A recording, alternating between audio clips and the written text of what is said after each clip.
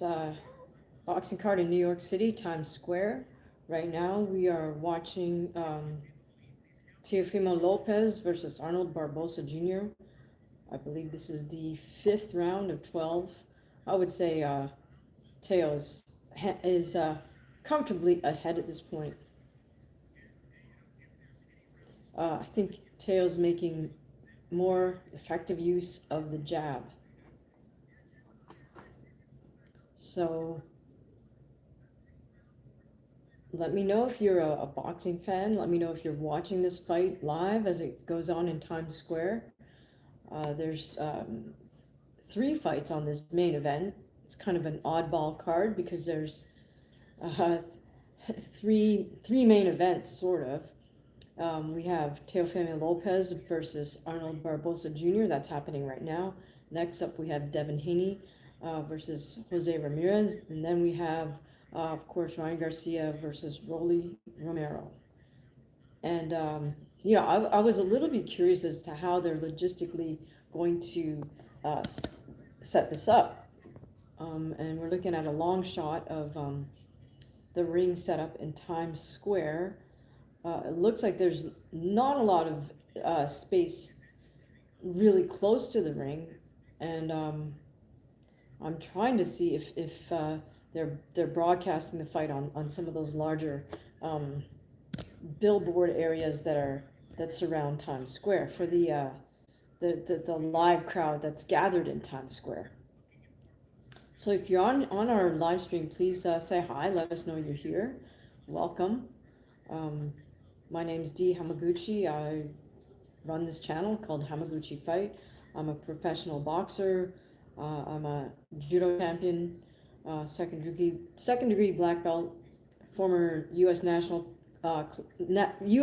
champion, and U.S. national collegiate champion in judo, Empire State Games champion, New York State judo champion, and then I switched sports over to boxing. Okay, so here we are. We are in the 7th round of 12, halfway through that round. And at this point, I would say, people will get mesmerized or sidetracked, I guess, by Teofimo's kind of showboating, those little moves that he makes to taunt his opponent. Like, he'll do things. He did something towards the end of the round where he reached back and touched both of his feet as if to say, I'm so fast, I could waste time touching my feet and you still can't hit me and I could still throw a punch out. It's kind of a showboaty move. I've seen more than a few New Yorkers do that. I think that's probably where he picked it up. He probably picked that up as an amateur, just in sparring in the New York gyms. But really, my point is, don't get mesmerized by Teofimo's showboating. He's really technically being very sound here. He's making great use of his jab, and that's really setting up the difference here between him and his opponent, Arnold Barbosa Jr. I'm noticing Barbosa will lead with a right hand or he'll lead with a left hook, but he's not really making good use of his jab. That's Barbosa.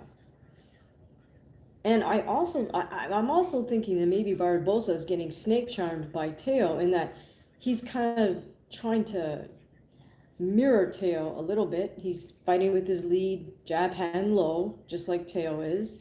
And it's like he's trying to outdo Teofimo at his own game.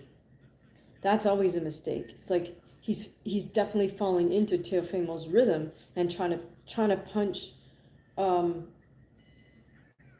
He's trying to counterpunch Teofimo, which when you're faced with such an athletic type boxer as Teofimo Lopez, you have to set your own pace and your own rhythm. You can't try to match the rhythm to try to counter in between the shots like that. You've got to just set your own rhythm and start trying to impose your rhythm on the other person. And Barbosa is not doing that. Yeah, this is my cat right here. So if you hear little cat noises, that's what it is. All right, guys, if you're joining us on this live, this is a watch along. Thank you for joining us. We were watching the 3 fights that are taking place right now in Times Square in New York City, New York. We are heading into the 8th round out of 12 for Teofimo Lopez versus Arnold Barbosa Jr. In a sense, I'm more interested in this fight than I am for Devin's fight, but we'll leave that. All right, here we go, 8th round. Again, Lopez opens up with some nice, snappy single jabs. Those are just stinging jabs. They're not meant to penetrate, right? And then now Teo drops a right hand behind his jab.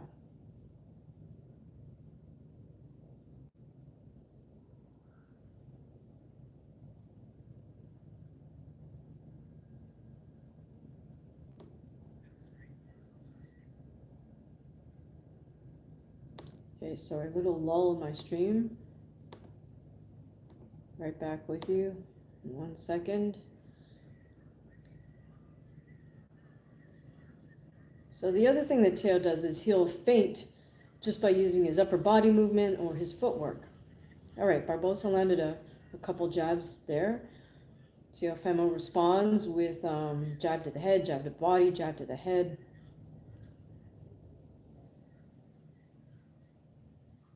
And while Lopez is the one moving around and Barbosa is just trying to follow him.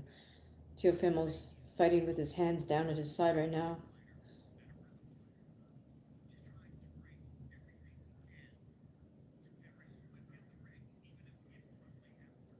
Yeah, and I feel like Barbosa is just not using a strong enough penetrating jab, which is what he would need to do against somebody like Teofimo. You need to throw a hard jab and then also follow that up with some hard body shots, whether it's hard jab to the body or right hand or left hook to the body, because you want to cut somebody like Teofimo off.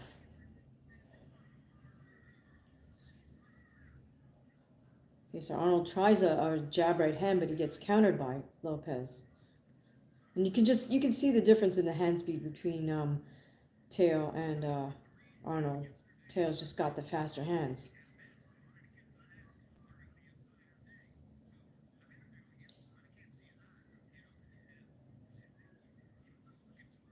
Okay, Lopez fighting with his hands down, using just upper body movement to evade Barbosa's punches, making some little showboat moves right there, switching stances a little bit.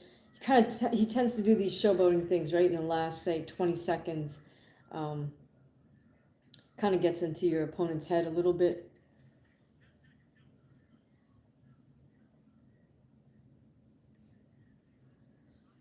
So that's exactly, Barbosa's trying to counter Teo. He's waiting till Teo finishes throwing his combination, and he tries to fire back. But the problem with that is Lopez is just too evasive and his reflexes are too fast for Barbosa to catch him effectively. So Barbosa doesn't seem to be willing to make this an ugly fight, which is what he would have to do if he wanted to land any significant punches on Lopez. He'd just have to give in to the fact that he's not going to look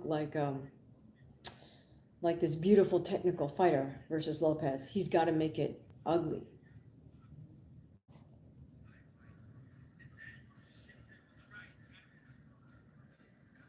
Okay, I think Teo's dad is asking him to move side to side, and then he said shift in with the right. We do see a little bit of a mouse developing under Teo's left eye, and shame on his cut man there, because he didn't get right on that. You need to take that end swell and iron it out. He just barely wiped the end swell off, touched the end swell to it, which isn't going to do anything.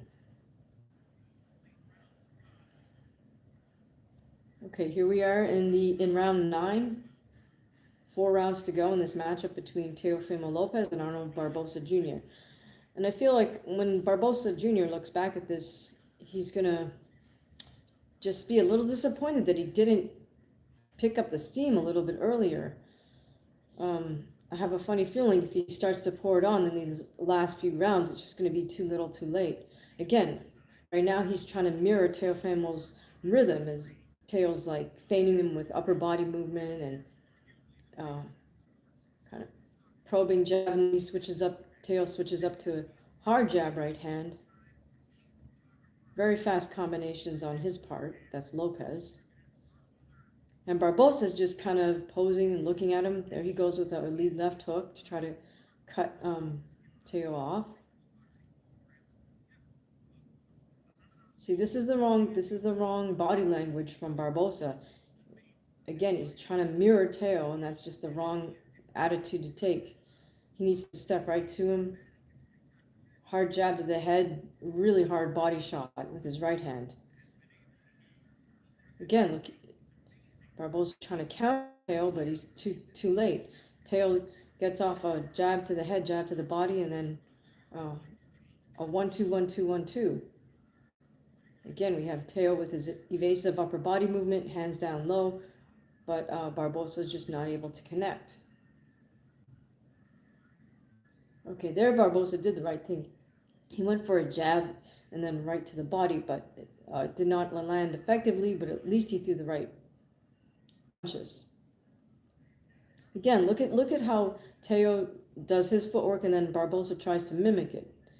He's falling into that trap, mental trap.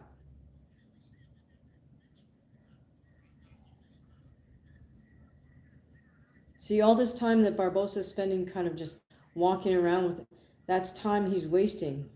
Under a minute to go here in the 9th round. Barbosa can't afford to take these moments of rest. He can't afford to wait for Teo to do something so he can counter. He needs to be the initiator and take a chance on just take a chance. He's got to take more risks than he's not willing to.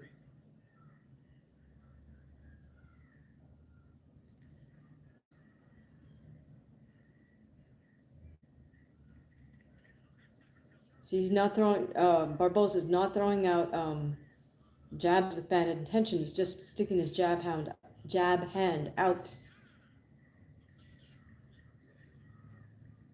Hey Sean, good to see you. All right, glad you're here. Let's go. Are you watching the fight? Teo's, this was predictable, but Teo is winning this fight hands down, in my opinion.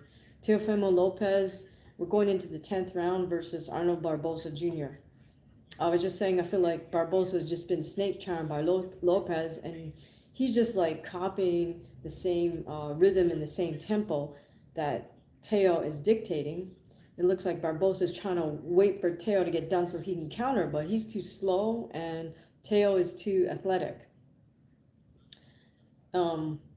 Lopez is doing all those like showboating moves, his little dance moves and stuff. In a sense, it is showboating, but it's also, that's just who he is, I feel. That's part of his personality. Oh, Sean has to sleep soon? You wanted Barbosa to win? Hey, Strike, good to see you. Thanks for joining our live stream. If you haven't done so yet, just please hit the subscribe and hit the bell so you know when we drop our content. I'm good, thanks. How are you doing? Thank you for the love, you guys. Appreciate it. All right, so right away we got Barbosa just putting up that high double guard, and Teo's moving side to side one way and then the other, cuts to his left, then cuts back to his right. Teo has his lead hand down low, and then when Arnold comes in, he just tries to counter.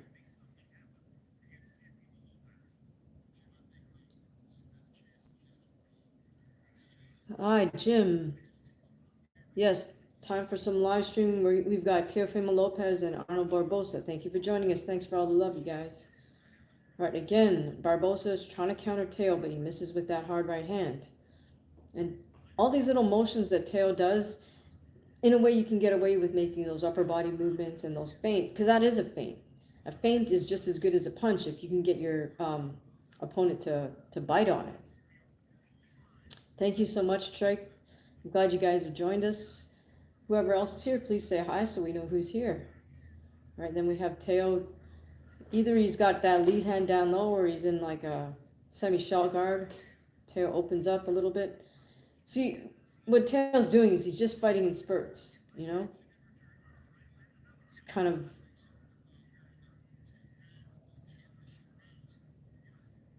picking his moments to throw, for sure. And Teo's definitely got the superior footwork. Right, Barbosa tries for a right uppercut. Doesn't really land effectively. Teo with a 1-2-1.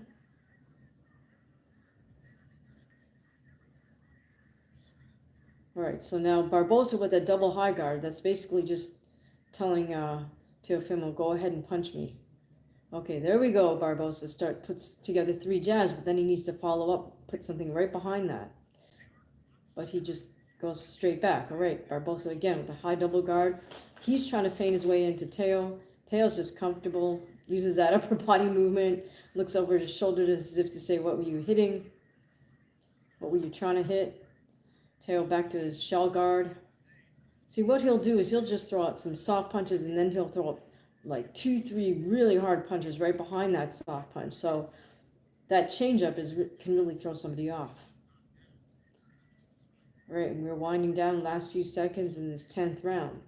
So at this point, oh, nice 1-2-1-2 from Teo. Teo's just winning this fight with very, very fundamental combinations. Nothing fancy. Oh, double jab for Teo. Barbosa raises his right hand in the air as if to say he won that round, but he hasn't won a round yet. Okay, so strike. Thank you so much. I appreciate it. Thank you for the love, you guys. Don't forget to subscribe and hit the bell. Of course, you're always welcome to leave a super chat or gift a membership. You can do that on gift a membership to join the channel.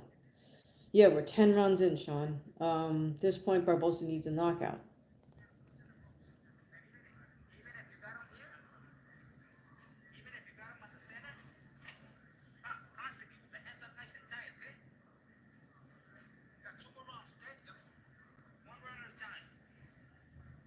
I have no idea what Barbosa Sr. is trying to tell his father to do. Or his father's trying to tell his son to do. Just said something about keeping his hands nice and tight. But, I mean, that's not going to win the fight. He needs a KO at this point. Okay, Teo with a jab to the body. We are in the 11th round. We're in the championship rounds, guys. Teo with 2 fast jabs to the head. Barbosa just got that double high guard up now. Teo with a jab to the head, jab to the body, right to the body. Teo's using that shell guard. Nice 1-2 from Lopez. Jab to the head, right to the body. Up jab to the head, jab right uppercut from Teo. Another snappy jab from Teo. Notice what he's doing with his upper body. Just not shimmying, but you know, he's just cuts very nicely with his upper body movement. Now we have a series of jabs from Teo to the head, and he switches up with a jab to the body. Momentarily switches to southpaw stance. Very agile. Okay. Doing a little showboating here. Lopez with his funny steps. Got his lead hand low. Barbosa's trying to mimic that by just bouncing around a little bit, but that's not what he should be doing. He should be just attacking Teo at this point.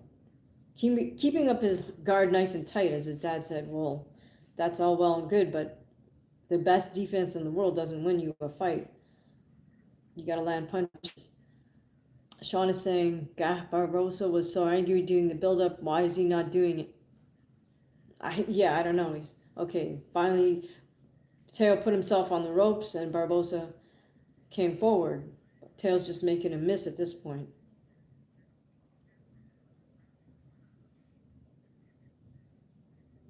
Okay, we have a minute left in this 11th round.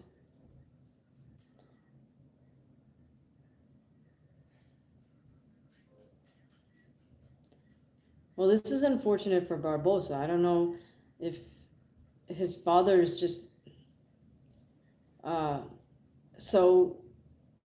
so unable to evaluate what's really going on in the ring that he doesn't feel there's a sense of urgency for his son, but there really is, and he shouldn't be just standing there with his double high guard up, waiting for Teo to throw.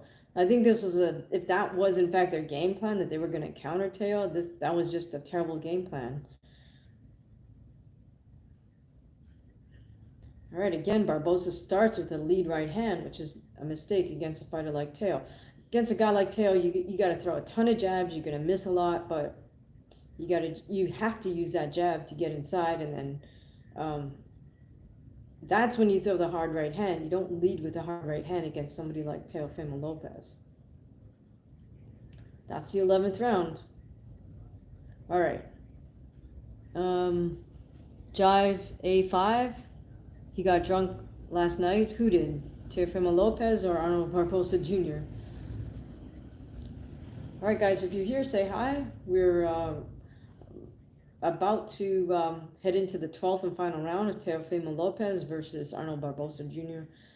It's a sweep for Teo. I didn't do breakdowns of any of these three fights just because I feel it's so clear that the A side is supposed to win. Oh, Barbosa got drunk last night. Well, I don't know.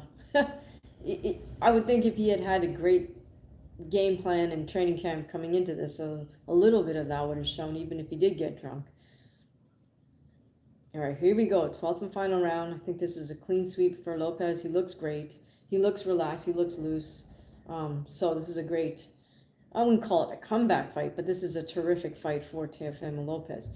In a sense, I almost expected him to have the most, or have one of the best performances out of all three A sides. Between Teo, Devin, and Ryan, I actually feel like Teo has the best skill set out of the three of those guys. AB says, "Oh, darn, I forgot about your channel. I think I subbed from the Matias Paro fight. LOL." Okay, well, yeah, I hope you did sub. Just make sure you hit that bell so then you know when we're doing our lives and whatnot. Can't remember. Yeah, I just started doing lives more recently, so AB may not have it may not have popped up in your feed. I have no idea how the algorithm works, but yeah, just make sure you hit the bell. Sean says, "What a POS! If Barbosa truly got drunk, he threw the fight." Well, I think he just didn't have a good game plan because, right, look at what he's doing right now. He's just bouncing on his feet. It's like that's not what you need to be doing. You're not gonna, you do that to have live feet and so you can move around, but then okay, just bouncing in place isn't going to do anything. And you know that Teo has the more elusive feet, so you got to be the guy that's going to cut him off, not bouncing up and down in place.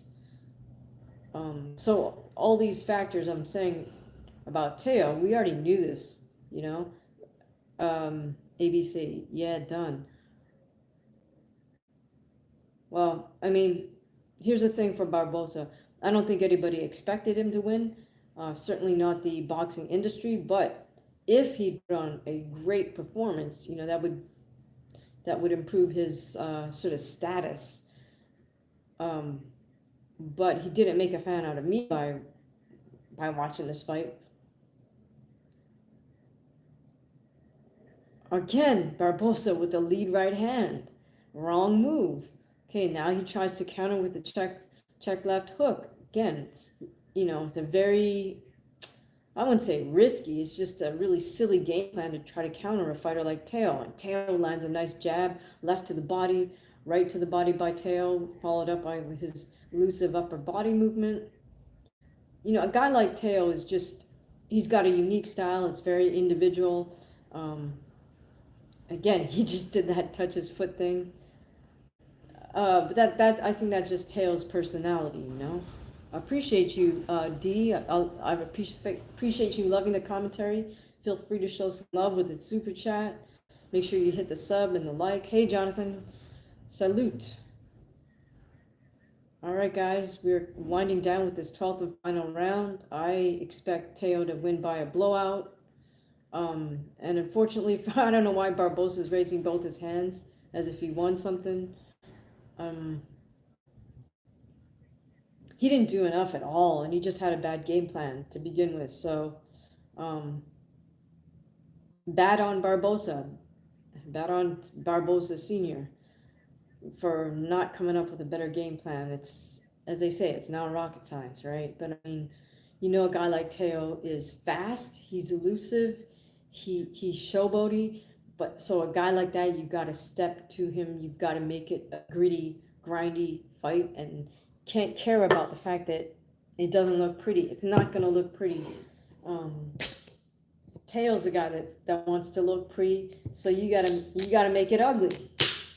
You know, you can't try to out pretty the kid who's trying to make it look pretty. All right. Anyways, D says that fight wasn't bad. I expected more out of Barbosa though. Yeah, I think a lot of people did. I mean, to be honest, I really don't know much about him, but uh, when you're given an opportunity and you're the B side, you have to understand that this is your moment to come forth with some grit, like Connor Benn and Chris Eubank Jr. did. I mean, after a certain point, they didn't really care whether they looked good or not. They were just trying to really hurt each other, and that's what we needed more of. We didn't get any of that. We call it in the martial arts, we call that your fighting spirit. Do you have any fighting spirit? That means like you just don't care about what it looks like. You just want to throw down, and that's what I didn't see coming out of Arnold Barbosa. Or Sean says, or D says, I wish I had made the Haney versus Garcia rematch. Well, I mean, that's what this whole mechanism is built up for, right? AB says, Sean says, I'm sick of Teo, too racist for me.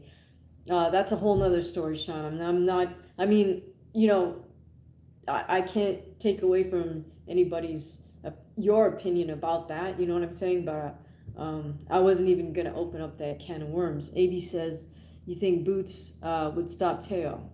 That's a great question. Is Boots planning to move up to 154? Boots and Teo would be a great matchup. But let's see. Could he? He might be the one to be able to give Teo more of a challenge. Jonathan Simon says, yeah, we didn't take it from the champion in Teo. Yeah.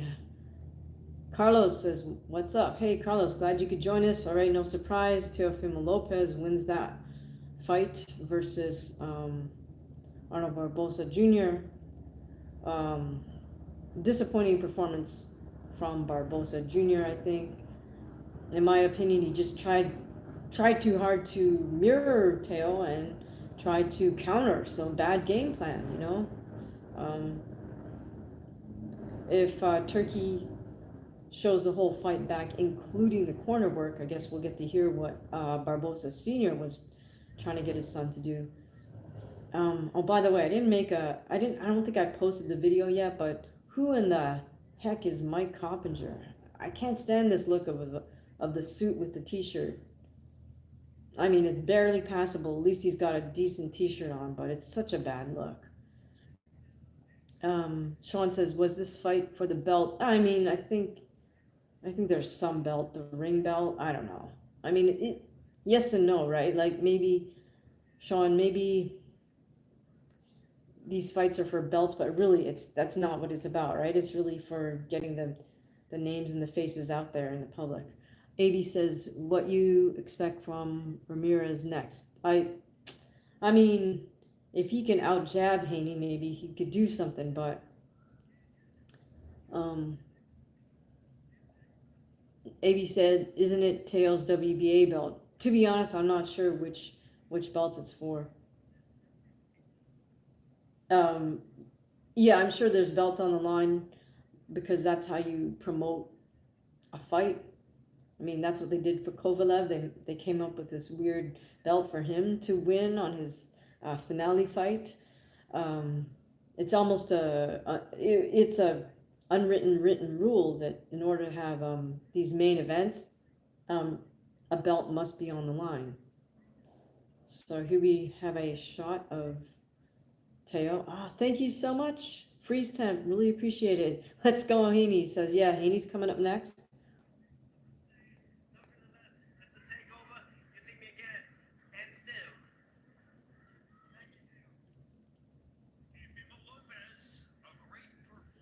All right, so again, I'm gonna post this video. I don't think I've posted it up yet. Just saying, who in the heck is Mike Coppinger?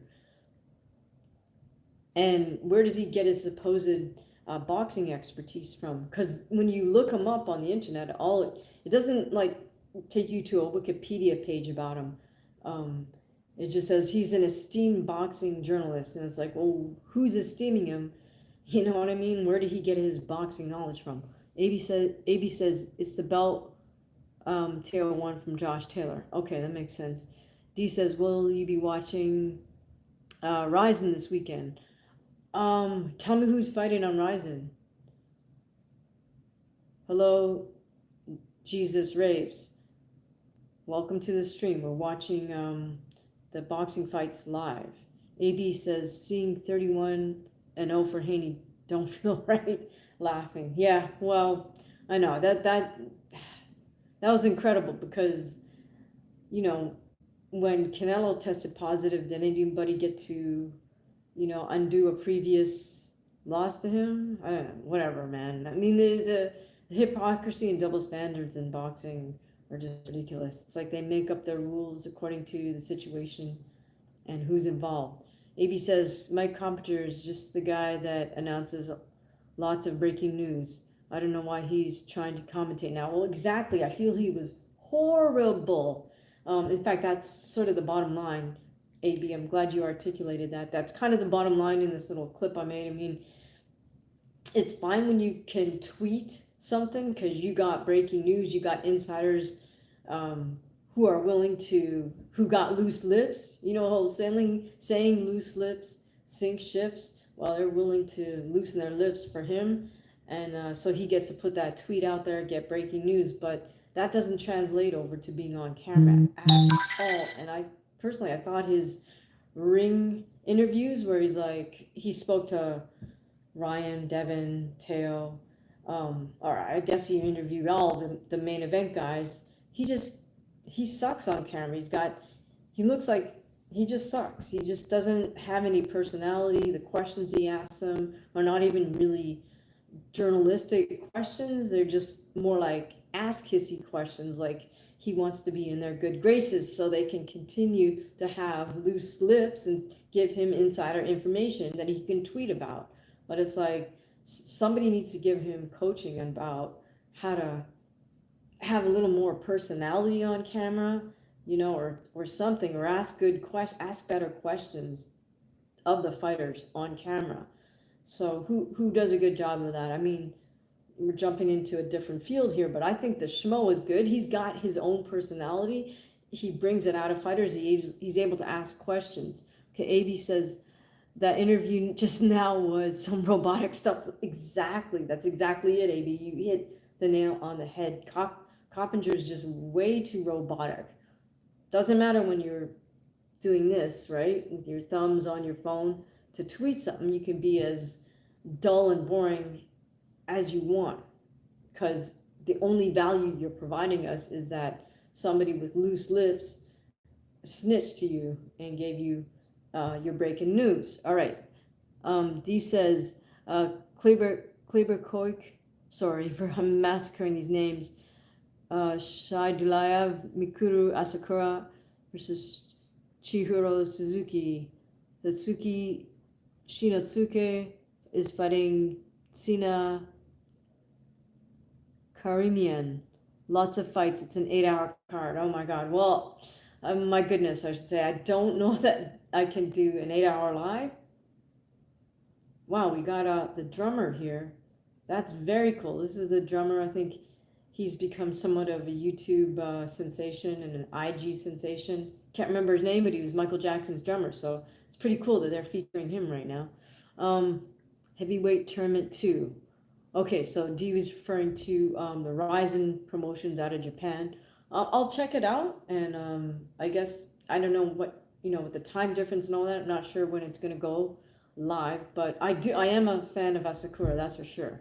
All right, the kid says Ryan Garcia can fight again. Yeah, asked 420 day. Come on, man. Remember their fight was on 420, so 1 year, 420. He's a free man. He can fight again. The kid says I haven't been following the sport lately. LOL. Yeah, come on. You can remember 420, right? Easy. All right. AB says I don't know if you know Ariel Hawani. Yeah, but he actually asks hard questions and doesn't try to play every interview safe. We need more of that. Right. I didn't finish that thought quite because people were still commenting. I wanted to read out their comments, but you're absolutely right. I was going to say the schmo, Ariel, even though I don't agree with him all the time, he is somebody who has personality on camera, and he's, the fighters respect him enough to want to be on his show. They give him a lot of time, uh, and in that way, he's able to get, maybe even if it isn't breaking news, he's able to get more news, more sincere news from fighters. I think he does a good job at that. Now I take issue a little bit that he's so biased against Dana White. I understand they have personal issues between the two of them, but I feel like sometimes he lets that cloud his coverage of the UFC in terms of him speaking about Dana White, and that Dana White is always wrong. All right, D says Helwani is a rat overall, but at least he's not a suck up. That's hilarious. I mean, I again, if we're just going with somebody who has figured out how to come across on camera and how to deliver and how to establish a great rapport with fighters, I think he sets a good example. I think his issues were with with the promotion, right? Like his whole issue with Dana was that he leaked breaking news before it was supposed to be leaked. And there's certain things that people tell you, hey, this is off the record, and it's just a code of honor for journalists that if someone tells you, look, this is off the record, you can't put this out there.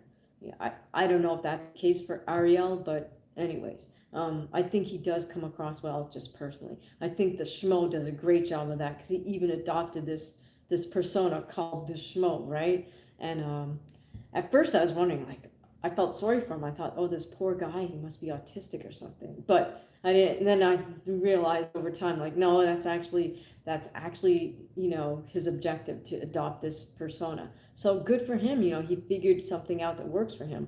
AB says, and I think he means Ariel, makes it interesting, at least. Exactly. AB says he's better when he's doing boxing. There's no bias. Interesting. That's a great point, AB. Yeah, and he's got such a big platform that fighters and folks like Eddie Hearn, they're willing to go in person into his little studio and do a live interview with Helwani. So it shows you the reach that he has and the respect that he has from fighters and the boxing managers and promoters.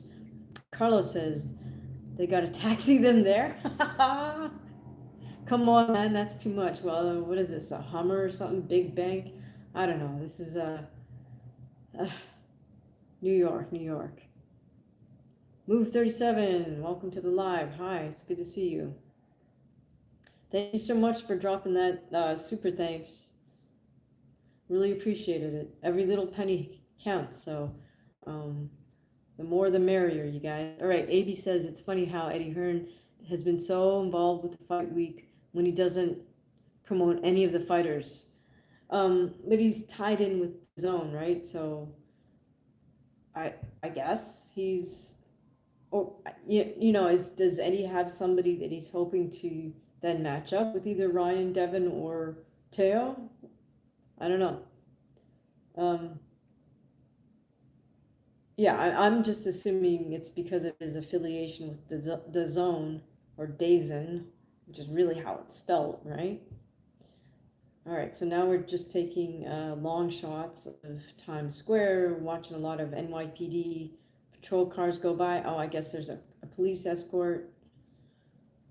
I guess we're gonna have to wait a bit for this next fight because the fighters are still sitting in vehicles. This is pretty funny. D says, did you see the Eddie Hall fight? I did not. How did that go? All right, this is crazy. So Jose is already gloved up and taped up. They're opening the truck door for him. This is all very interesting. I don't know if this is more product placement or what it is. I see. So instead of a ring walk, they get driven up to the ring. Very interesting promotional tactics here. Okay, that makes more sense now. Okay, so here we go. He just walked up some stairs, now he's walking down this lit walkway by himself. Again, I'm not a fan of having fighters walk to the ring by themselves. You know, you go into war, you're supposed to walk there with your whole army, meaning your trainer, your cutman, and whoever else. Anyways, um, D says Eddie Hall smashed an MMA veteran in like 30 seconds. Oh, cool. I'll have to watch the replay. What promotion was that on, D? Hey, by the way, if we haven't heard from you yet, just drop a hi so we know who's here. Those of you who haven't yet done so, please make sure you hit the subscribe and the like, and more importantly, subscribe and the bell. All right, so Devin just got out of his truck, and he's making his way to the ring. Oh, on KSW. Is that a Russian promotion? All right, here we go. Devin Haney jogging up the stairs, walking down the runway. All right, Carlos says, all right, I'm going to leave your feed on so you can get the view, but I'm going to be on and off. That's cool. Babysitting my little niece and trying to watch the fight, and also seeing your feed. Okay, cool. Yeah, I know. You got a lot. Don't ignore your niece for our sake. We want her to stay safe and all that too. Don't want you to get in trouble. Don't want your niece to get in trouble. All right, Carlos, we really, really appreciate you. All right. Also, yeah, man, big shout out for actually trying that hand wrap tip. I'm glad it worked out good for you. So it's not just me. I'm glad it worked out for somebody else too. So you are the first positive piece of evidence that my hand wrap tip works. Okay, so is Devin Haney sporting black leather? I always think it's weird when fighters wear stuff that has nothing to do with fighting, like leather or feathers. Just not practical for any sort of athletic endeavor. Anyways, D says Polish, I think. He's talking about, I just asked him about the KSW MMA promotion. Maybe German, not sure, actually. Okay, so probably it's out of Europe then. But sounds like fun. Okay, so Big Dog says, who's fighting? All right, well, we just saw Teo beat Arnold Barbosa Jr. pretty decisively. I don't know if he swept all 12 rounds, but it looked pretty much like he swept all 12 rounds. Now we have Devin Haney in the ring for his fight. Okay, so they're announcing the judges.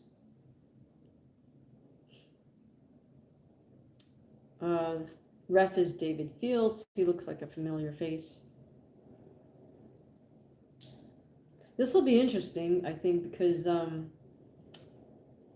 Jose's, I think he's got a bit of a height advantage, if I'm not mistaken, but he's got that nice, long, lean build. And, you know, Devin tries to just win by using a jab. So will that work against this, you know, long, lanky type fighter?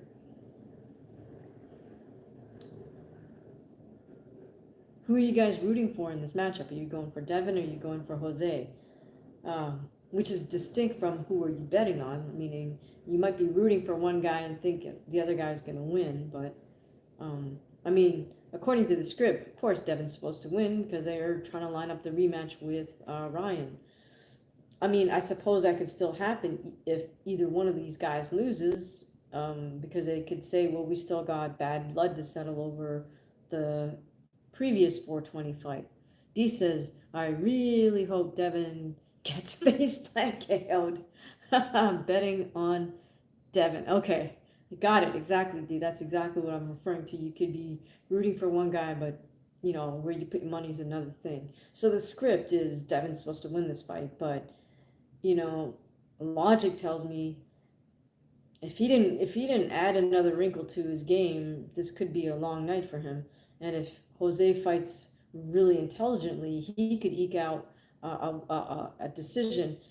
If he you know, he really has to play his cards right. Now he could actually deserve the decision and they could rob him, but you know, we have to see. All right, One Punch Man. Hey, remember me? I'm back. Cool. Okay. I don't know if I remember you or not, but thank you for joining us on this live. Um, Guys, please make sure you hit the sub and hit the bell so you know when we go live and when we throw up new content. All right, we got Haney and Jose Ramirez, center of the ring. They touch it up, head back to their corners. Devin hugs up his daddy.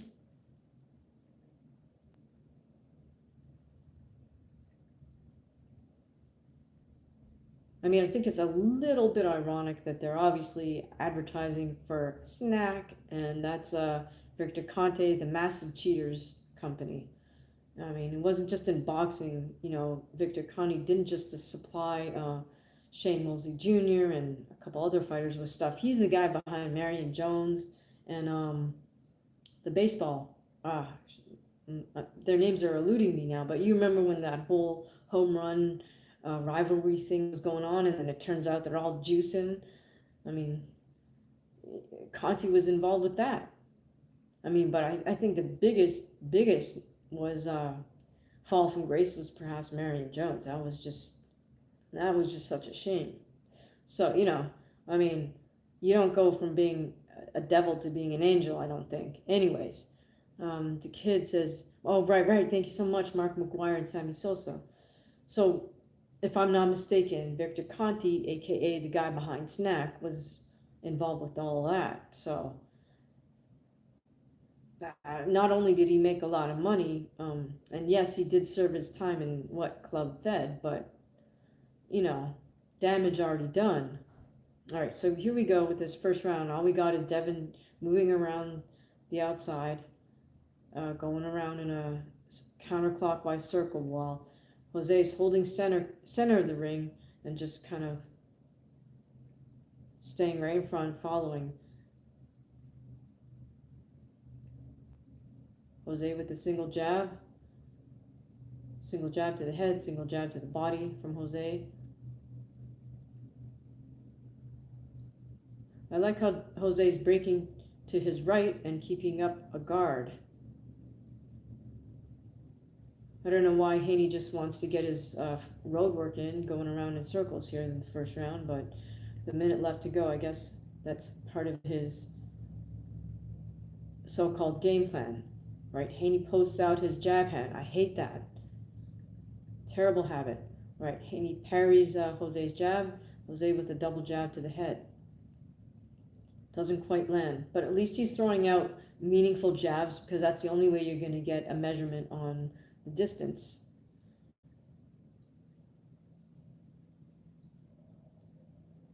D says, man, I need to see Devin get some CDs. Not a Devin fan, huh, D? Yeah, I can understand that. He's as I think it was Sean and I were saying, basic, you know. See, this is what happens when you just go from fighting in the Junior Olympics to suddenly turning pro at 15 or 16 in Mexico. You never learned how to fight a grown man. You never had to fight a grown man as a emerging teenager, and you never had to fight a grown man once you became a grown man. So, Ace Wolf Peach. Okay, kick to the face marks distance. All right, we're watching boxing. We are watching Devin Haney versus Jose Ramirez. And who do we have in the corner here? Bill Haney.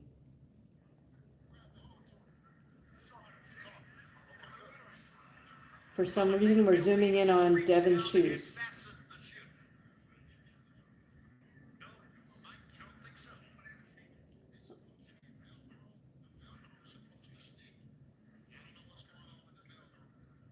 No, talking about the Velcro on Haney's shoes. I have no idea why the commentators have chosen to do that. All right. All right, Ace Wolfpack, we're watching, or Ace Wolf Peach, we are watching the Devin Haney boxing match versus Jose Ramirez. This is the fight before Ryan Garcia takes on Rolly Romero. All right. BB says, can you show the screen, please? BB, I actually can't. That would get me canceled off YouTube. You're going to have to find your own live stream. I don't have the rights to show that. All right, Ace Wolf Peach Pugilists should be able to measure distance in their heads. If they're good, no, dude, you don't measure the distance in your head. You measure it by throwing out your jab, because the distance changes because they can move and you can move in live time. All right. D says stream 2. Oh, okay. You're trying to help this dude out. Yeah, for the free stream. Got it. That was nice of you. You can also try meth streams or crack streams if you want. Mohammed, welcome. No, I'm actually not Bruce Lee's mother, but, you know, I suppose I should take that as a compliment. We won't use the R word, but, you know, be mindful of what you post in the comments, please. BB says it's safe stream east. Huh, okay. D says yes, bro, I use every time. Okay. Thank you, Sean. I appreciate you. Thank you. All right, so again, we got the second round here, and Devin's still mostly trying to move around laterally. Jose comes in, and Devin kind of closes up, so Jose gets basically the standing guillotine grip on him. Nice double high guard by Jose. I think that's very wise. And I like how he's just keeping track on Devin. Devin tries double jab, doesn't really work, because Jose's got that double guard covered up. Jose comes in with a 2-3, doesn't land. Devin pivots out. Devin with a single jab. Devin with that semi-shell guard tries another jab. That double high guard is smart in this case, because, you know, Devin's only weapon is basically his jab. So if you can parry his jab, take that away, you're in good shape with him. Okay. Again, Jose makes Devin miss with that jab simply by his upper body shift. Again, Devin just moving around laterally. Devin did get a jab into Jose's head there. Again, Jose dips to avoid the jab. Devin posting with that jab, then comes out with a real jab and the right hand behind it. Romero's just staying right on top of Devin, and he did get a hard right in there. Okay. Ace Wolf Peach says, sounds like his head, his only weapon. I'm not sure who you're referring to here. Right, the kid says, I know this is a little late, but do you agree Lamont Roach won that match against Gervonta Davis? Yeah, well, if you want, you can listen to either the live, if you have time, or you can, I think I did a post-fight breakdown. I mean, Gervonta should have been called a knockdown, because he touched the canvas with his knee. Then he walked away, walked over to his own corner, stuck his head through the ropes, said something to his corner. His corner put a towel over his head and touched him. Now, technically speaking, the ref could have called the fight right then and there and said, you're done, bro. Your corner made contact with you during the round. So, all right. Sean James says, Bruce Lee is Chinese-American. Hamaguchi is Japanese-American. Please do not post racist comments. Thank you, Sean James. Better coming from you than me, just because I don't have the time at the moment to address all that. But I do appreciate you taking the time to type that out, and 100%. But yeah, you're right. Lamont Roach won that fight if you actually take away that point for him for Tank touching the canvas, which they didn't inexplicably. The ref didn't call it, and nobody took that point away. So that again shows you the double standard in boxing. Right, Phyllis Lewis says, how do you feel about Teo's performance? I thought he looked great. You know, he hasn't been active in a while. That was like a perfect sort of showcasing for him.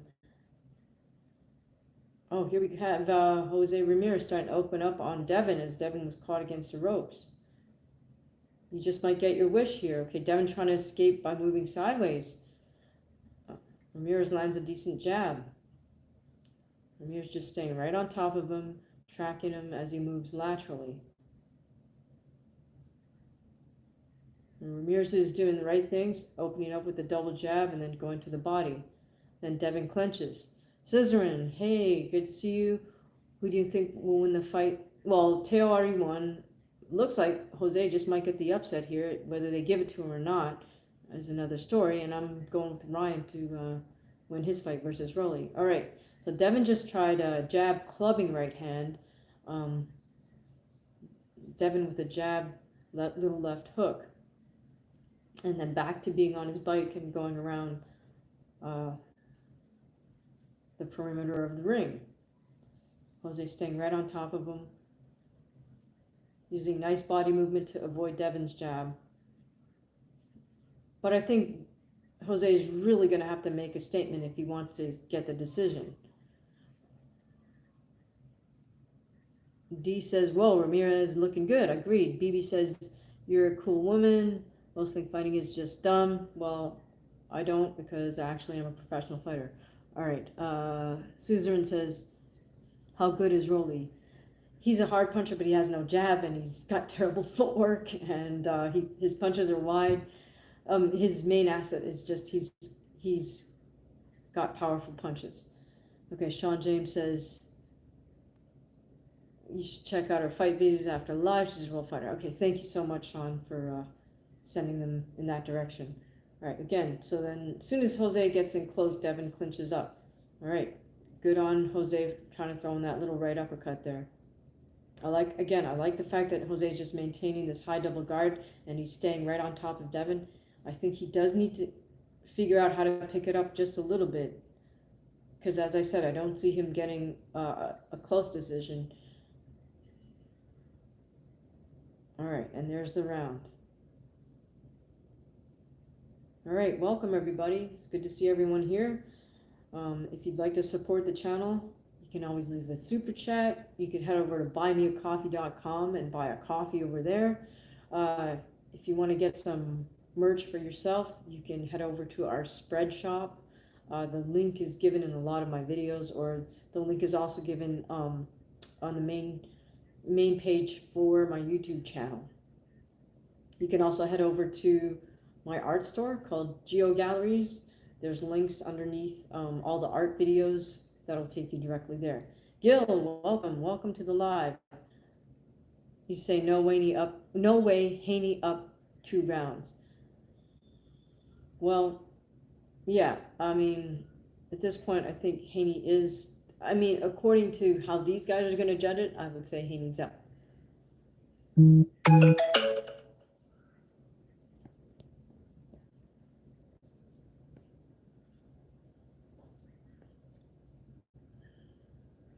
All right, here we are in the 4th round.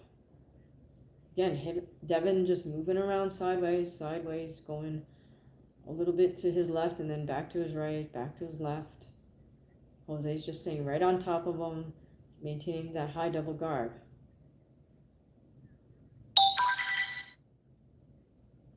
Hopefully, thank you so much, Sean. Really appreciate that. He gifted somebody a membership, and it looks like Basil Lomachenko got that free membership. Thank you so much, Sean. That really is kind of you. All right, so not much action happening here in this 4th round in the 1st minute. Again, we get close, and then what happens? Devin takes 2 underhooks. Gil says track meet. Yeah, exactly. Okay. Sean, really appreciate you. Thank you so much for doing that. All right, Devin throwing out meaningless sort of pawing jab motions. Jose staying right on top of him, but I think Jose needs to pick it up a little bit. He's not going to win the round simply by tracking Devin. Jose needs to throw out some feint jabs and a jab, in my opinion. All right, Hammerhead, thank you so much. Appreciate you.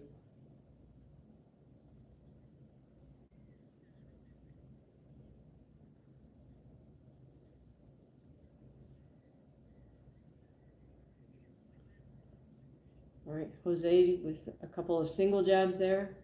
Really not much action from Devin. All right, there we go. Devin throws a 1, 2, 3. Kind of lands a little bit obliquely. Devin tries to throw a counter right uppercut. Doesn't quite work, and you get the double underhooks from Devin again.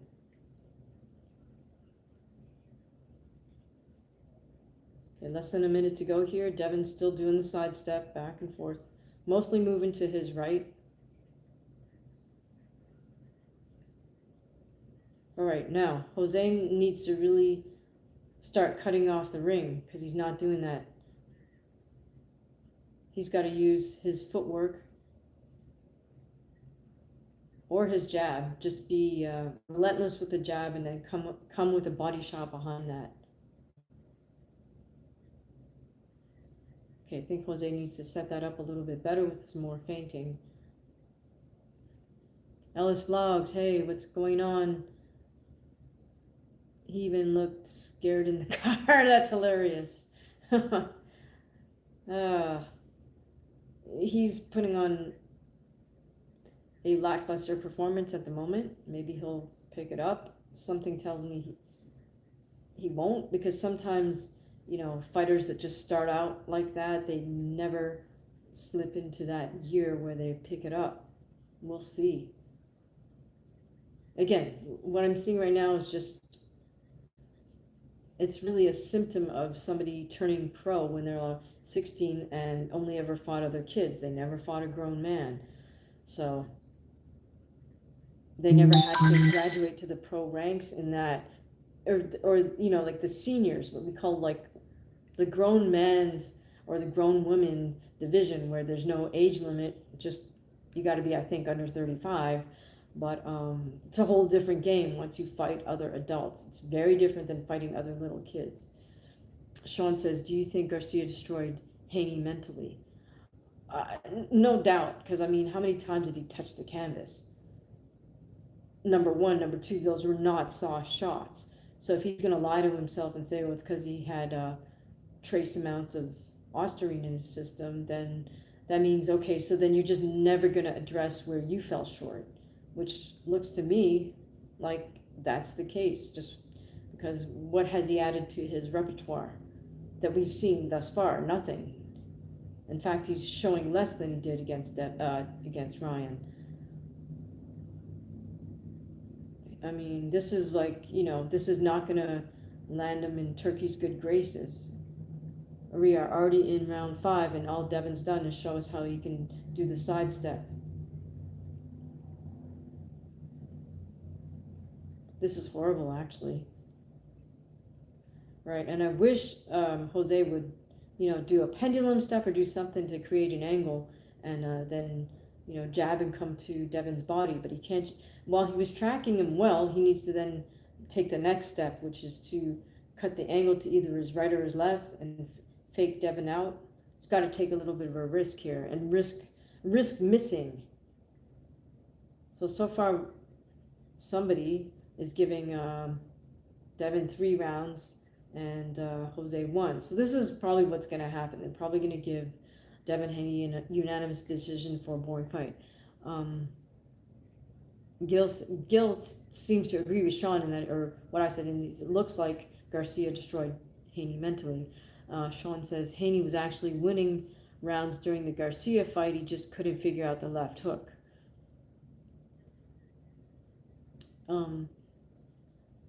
Ellis Vlog says he might be just trying to keep warm. That's funny. All right. As I was saying, I really wish Jose would start to pick it up here, because he's showing decent defense and he's showing he can stay on top of Haney, but he's got to open up, because as soon as he closes distance, Haney's just going to do what he just did, which is to throw the double underhooks. So in order to avoid that, Jose needs to create better angles.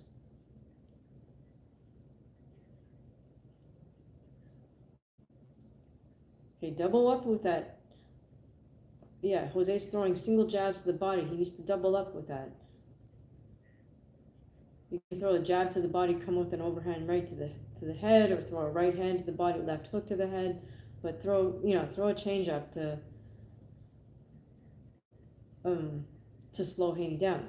Yeah, as soon as Jose throws something, Haney with the double underhooks.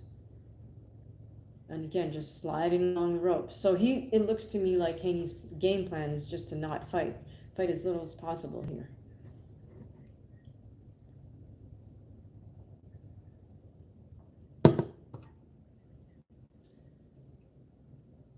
All right, so we're going to an interview between Carl Anthony Towns and somebody in a red dress. I have no idea what this is about. Maybe you guys know who these two individuals are. They're involving so many people that know nothing about boxing in boxing that it's just pretty horrific at this point.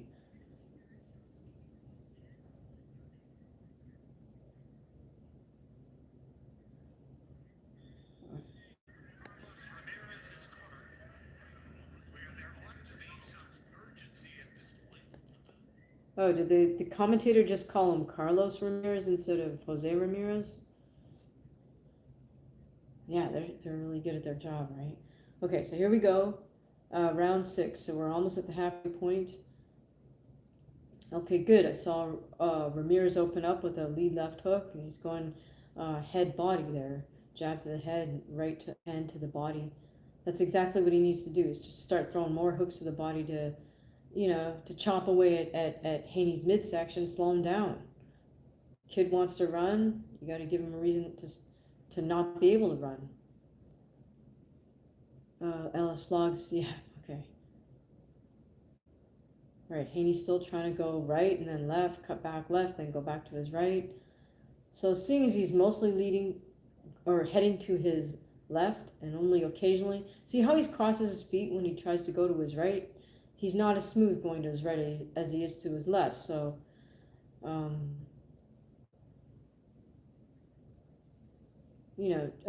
Jose needs to cut him off with, like a right hand left hook to the body or left hook right hand to the body if he's going the other direction. But in my opinion, Jose should just take a few more risks and just try to wail away at Devin's body with a hard body shot. The only way to do that is to, it looked to me like he has a height and a reach advantage. Oh, there we go. Nice left hook to the head by Jose. So maybe he's starting to get a read on it. Devin with a single jab and nothing behind it. Again, Ramirez tries with a lead left to the body. But I think he's got to put at least 2 punches together and not wait to counter, which is what he just did. He needs to lead because Devin's really not doing anything. And it's apparent to anybody ringside or even watching on TV that Devin's not really looking to mix it up here. So simply by virtue of, if Jose were to take the lead in this fight, he would come out looking at least like he's aggressive. At least he came to fight. Oh, nice jab to the head, jab to the body by Jose. Now, unfortunately, he's not going to get points from the judges for stuff like that. He really needs to land some damaging shots. In my opinion, that would be, open with a jab to the head and come down to the body. Or jab right hand to the head, come down to the body.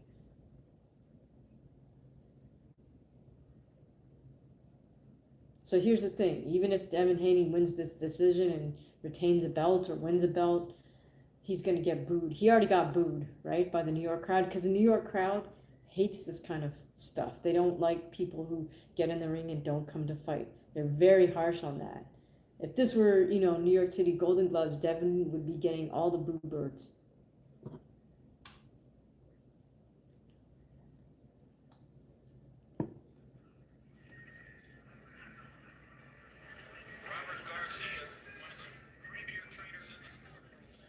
I really wish the commentators wouldn't talk over the corner work, because I'd rather hear what Robert Garcia is telling Jose. Oh well, so much for that. It looked to me that Garcia was saying something about jab left hook, but I can't tell because these stupid commentators are talking over him. So at the moment, they're saying the score is 60-55 for Haney. And yeah, Haney can continue to just have a boring win, but watch him get massively booed by New York City.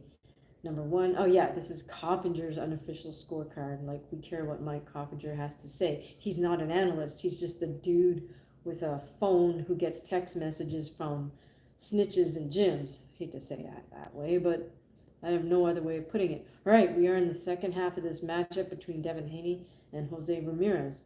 Unfortunately for Ramirez, even if he's looking good, he's not going to get the decision.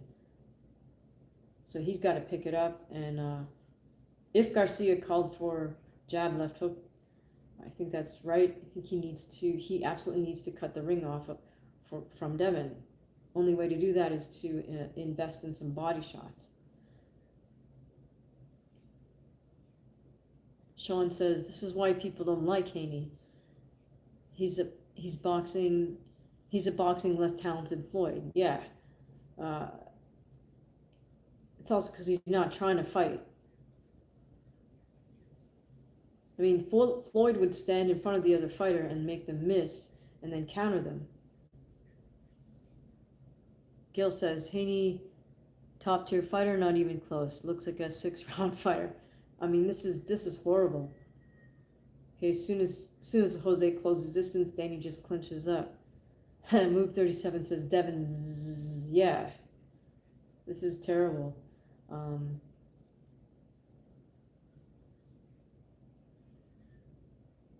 Of course, he's going to be defensive about the fact that he made this a boring fight. Okay, single jab from Devin Haney. All right, Jose responds with 3 different jabs: jab to the head, jab to the body, head, jab to the head. But he does need to do what Garcia is saying and come with some more shots, like a left hook or maybe right hook to the body. But he's got to open up and not worry. He also has to not worry about looking awkward or bad or missing. Because Devin is no Teo, he's not as athletic. All he's doing is moving his feet. It's not like he's making Jose miss by shifting his upper body at all. Move 37 says, and Ramirez don't know how to land his hits. Cut the angle and land hits. He either doesn't know or he's just not willing to try, which is surprising given that Robert Garcia is a world-class trainer. You'd think they would have drilled that, knowing that's pretty much all that Devin has is a jab.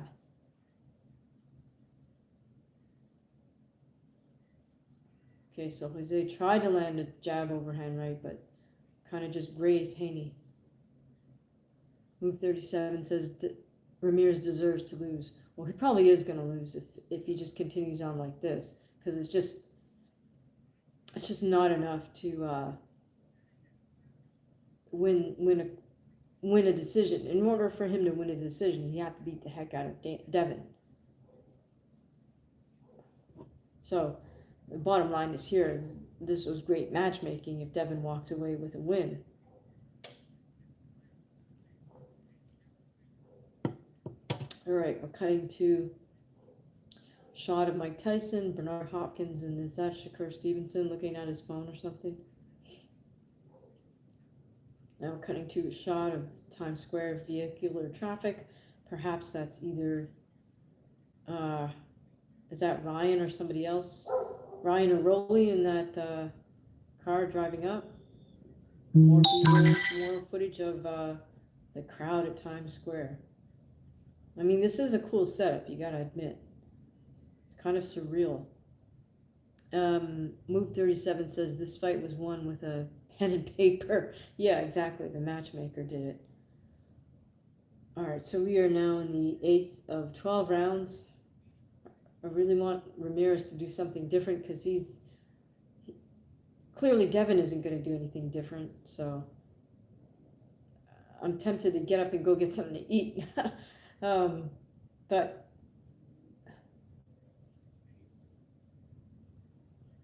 here we are.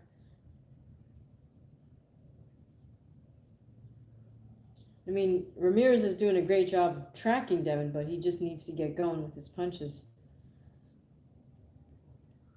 And Move 37 says starting to feel these fights are lame. Well, they're all definitely a setup, right? Like, we know who's supposed to win: Teo, Devin, and Ryan. And I didn't see that first fight. I did make a little short about wondering why they only had 3 fights on this card, because there's a minimum number of rounds, and then lo and behold, they threw on a pro debuter. I don't know if that was a 4-rounder or a 6-rounder. I don't know who signed the Japanese fighter, who's a former Olympian, I think. Move 37 says you won't miss anything. Yeah, if I get up and go get something to eat. I just don't want to abandon you guys, though. That's not cool. All right, Sean says, I know Shane Mosley didn't teach Haney to do this.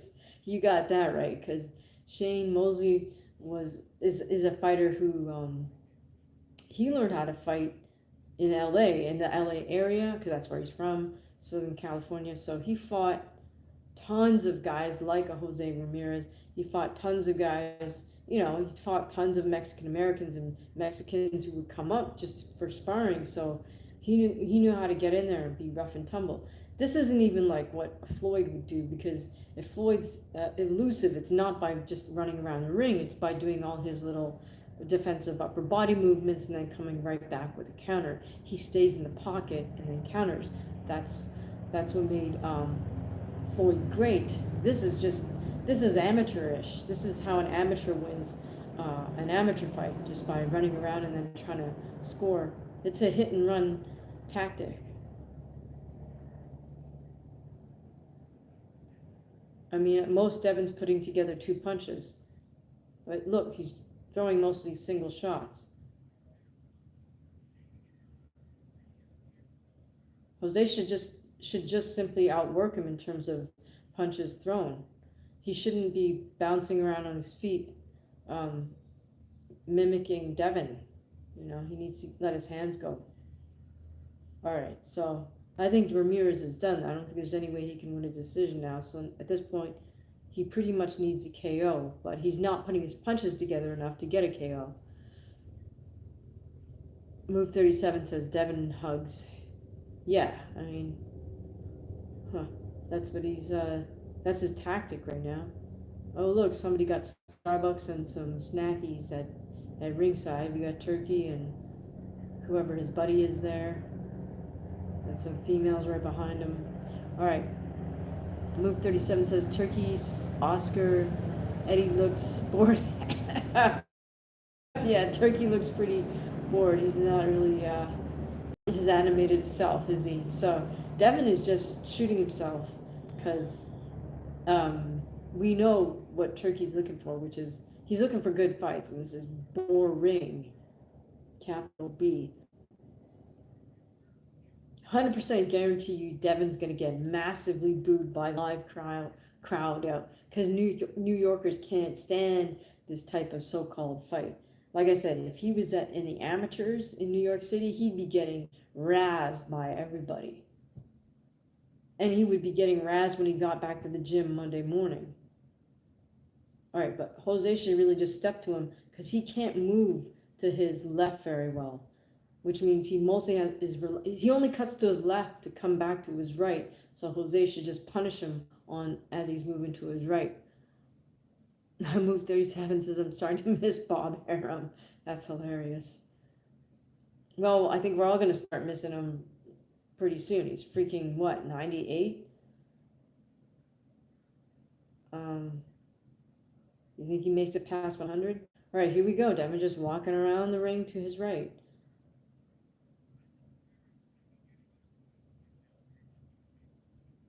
I mean, at a certain point, Jose needs to just throw all caution to the wind and not give a crap if he misses a couple shots. He's got to throw 5 to maybe land 1. Maybe he's got to do that 2-3 times to land 1. But all it's going to take is 1 hard shot to the body to plant Devin in his place.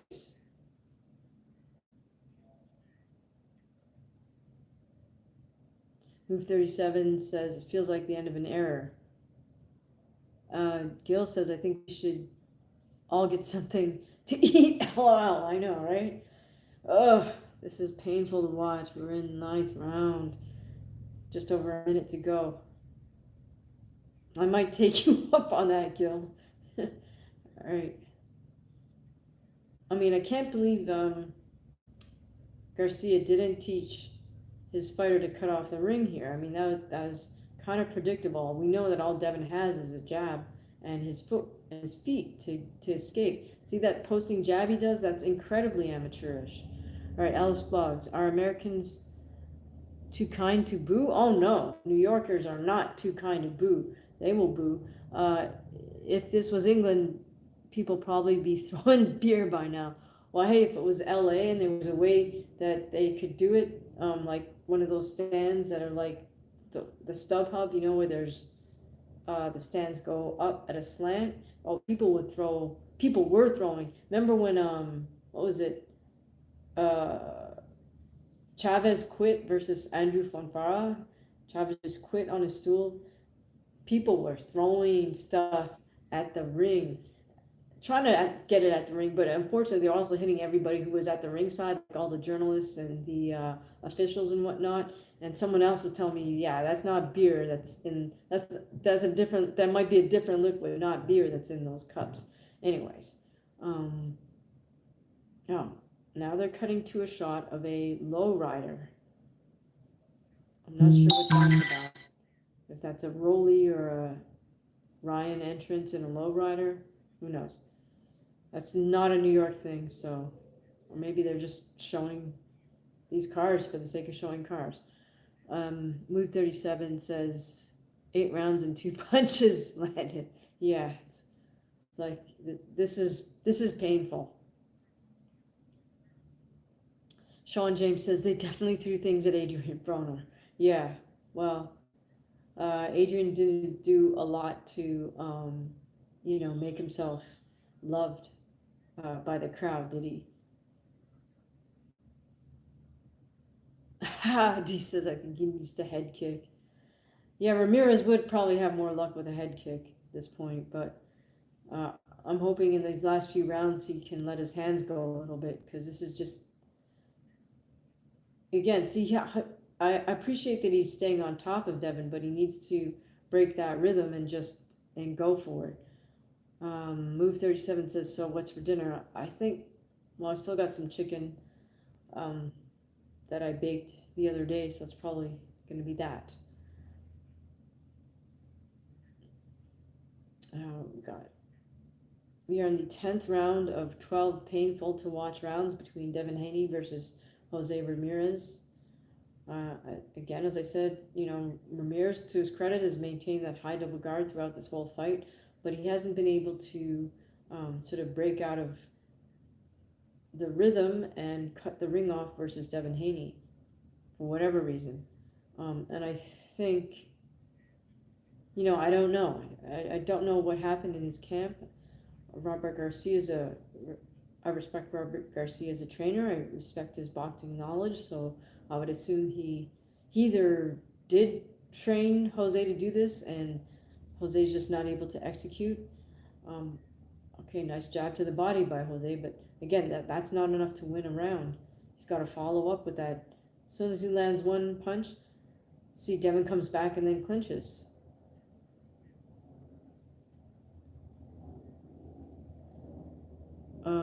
The kid says, what happened to AB? He looked like he could have been the next Floyd, and then he just fell apart. Well, I think that he fell off. Yeah, for him, a lot of that was like just mental, a lack of maturity, not having the right people around him. In other words, having the wrong people around him. So, do you remember that video of him showing himself flushing $15,000 down a toilet? That just shows me you've never had a father. You've never had anybody provide any, put their foot in your butt, basically. So that's what happens, right? You go as far as you can, and then you got nothing because you blew it, which is basically what AB did. At this point now, he's really too old to, he could make a comeback and, have one or two or three more fights, but they'll be nowhere on the status of what it could have been, when he was at his prime. Gil says, how many laps around the ring did Haney make? 25? I don't know, 25 per round. All right, okay, so Jose comes with a jab overhand right, but again, he's not going to get the decision, so at this point he must know that he needs a knockout, so he should be going for it. And that's a round. All right, I wonder if we can hear any corner work.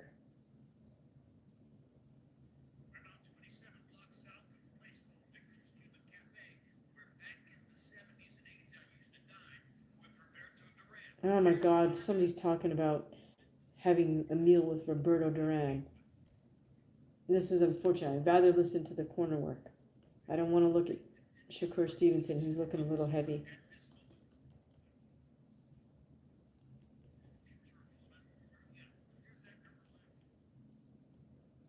I really don't want to look at Clarissa Shields either in the audience. Doesn't matter. All right. Sean James says, the kid AB didn't take training seriously, loved to party, was an alcoholic, didn't want to learn anything new, and was too hard inspiring. Went too hard inspiring Floyd. Interesting. Yeah, to his credit, AB would spar consecutive rounds with no break, and so his training partners had to just suck it up and keep rotating off. Yeah, he would spar through that 30-second bell and just keep going. So he had like 2, 3 sparring partners that have to just rotate. So I mean, to his credit, that's when I saw him at Wild Card. That's when he was before he kind of blew up a little bit. So he was in terrific shape. All right, so here we go, 11th round. Jose finally opens up just a little bit, throws a hard jab right hand, but at this point he needs a KO. So if he can't get a KO, he's gonna definitely lose this whole thing. And Devin Haney's still mostly cutting to his right, then he takes 2 steps to his left like that, then he cuts back to his right.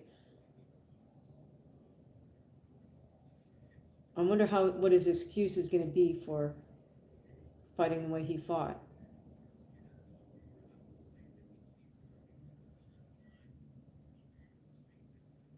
Right, as soon as Jose lands 2, 3 punches, Devin clinches. Yeah, this is just a joke at this point. It's not even boxing. Single jab from Devin. Jab, right hand by Devin, misses.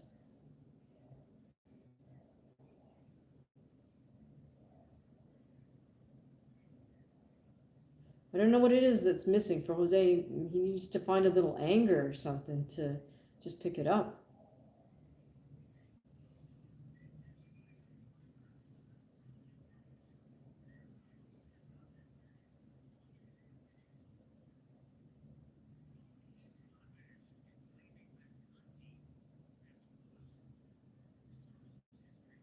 See all this feinting that Jose's doing? He needs to also step in behind that. He can't do like 5 feints and get mesmerized by Devin. He's got to just go at a certain point. Um, Why So Serious says, tuning in. Okay, cool. We are watching an incredibly boring fight between Devin Haney and Jose Ramirez. We're in the 11th to 12th rounds. Thank goodness it's almost over. Move 37 says, excuses. Skills pay the bills. Yeah, well, he can say whatever he wants to say, but then I guarantee you the live New York crowd can't stand him. He'll get booed, and he didn't earn himself any bounty points with Turkey on a shape because Turkey wants to put on good fights, and this is the definition of a bad fight, not a good fight, not the kind of fights that anybody wants to watch. Okay, Devin with the simple 1-2. This is not sophisticated. I don't know if he thinks this is sophisticated footwork, but it really isn't. It's just lateral movement. Okay, Jose with the left hook lands. But Jose really needs to put it together more than that. Okay, so at this point, Jose needs a knockout. They're showing us the crowd in Times Square. I can tell you for sure, I hate crowds, so I wouldn't want to be stuck in those behind one of those barriers in New York City. I mean, not only would I be worried about getting pickpocketed, but I mean, what if you get hungry? What if you gotta go to the bathroom? Whatever. All right, Gil says, poor Haney's ankles, lol.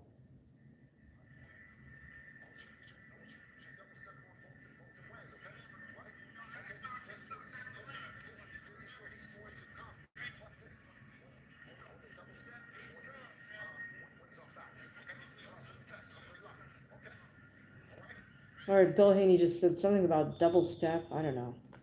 So, um, yeah, Haney's stock just plummeted. All right, Jose. Jose needs a knockout at this point. They're gonna basically say he lost every round. All right, so again, he starts out following Haney. Haney's cuts to his left, then doubles back to his right, then back to his left. Now he's going to move mostly to his right. Totally predictable. So at this point, Jose should know that. He's going to his left a little bit, but he's going to come back mostly to his right.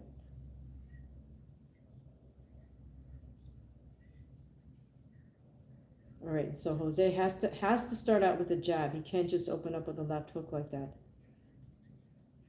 Anyways, all right, move 37 says, Plummet, it was never up. That's funny. Gil says, Devin sidestep Haney. Move 37 says, was down ever since Linares buzzed him. Huh.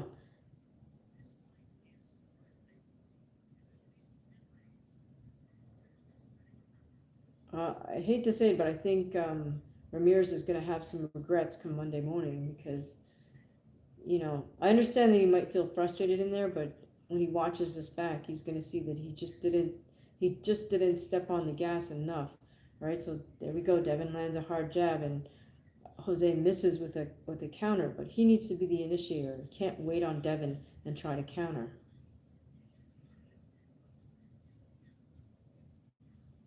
Okay, he's got to double up on that jab.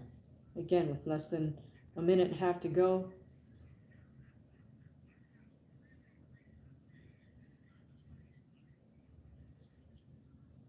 Right, Devin's just going to keep running around the ring at this point.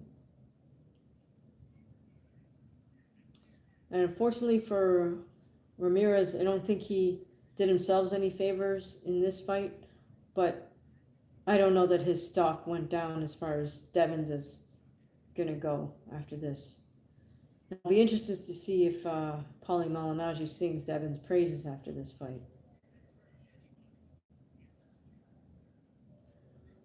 Ruth 37 says, "Yup, if I was Ramirez, I would retire from boxing." That's funny. I mean, I just think at this level, you should know how to cut off the ring. And if that's something Robert Garcia is not sure how to teach, then he should ask a veteran trainer, how do you teach a fighter to cut off the ring? It's that simple.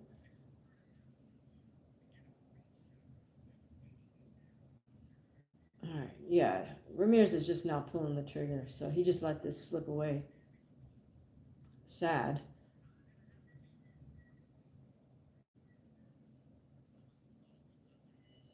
Oh my goodness, thank God it's over. All right, they kind of dap each other up. Sort of.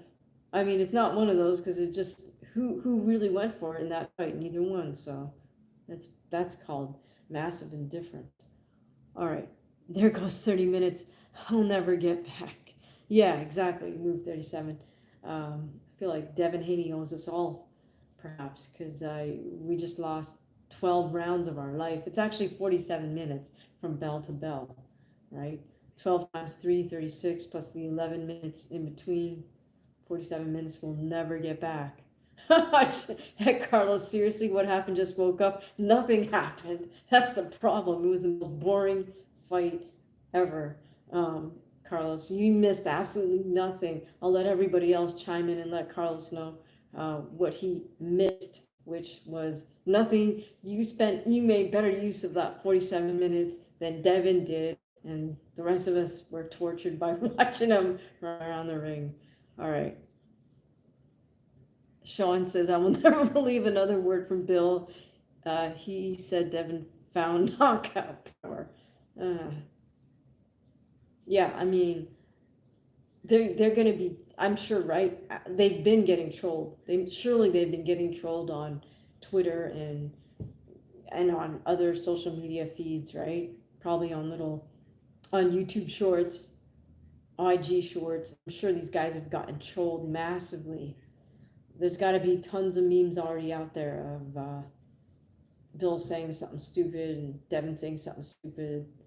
I don't know.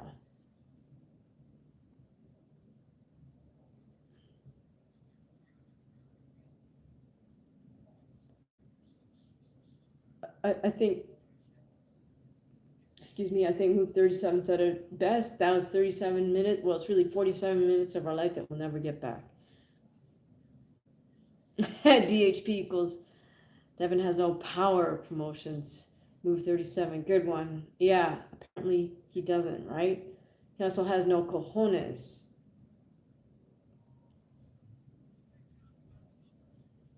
which is actually more important to the fight game than having power.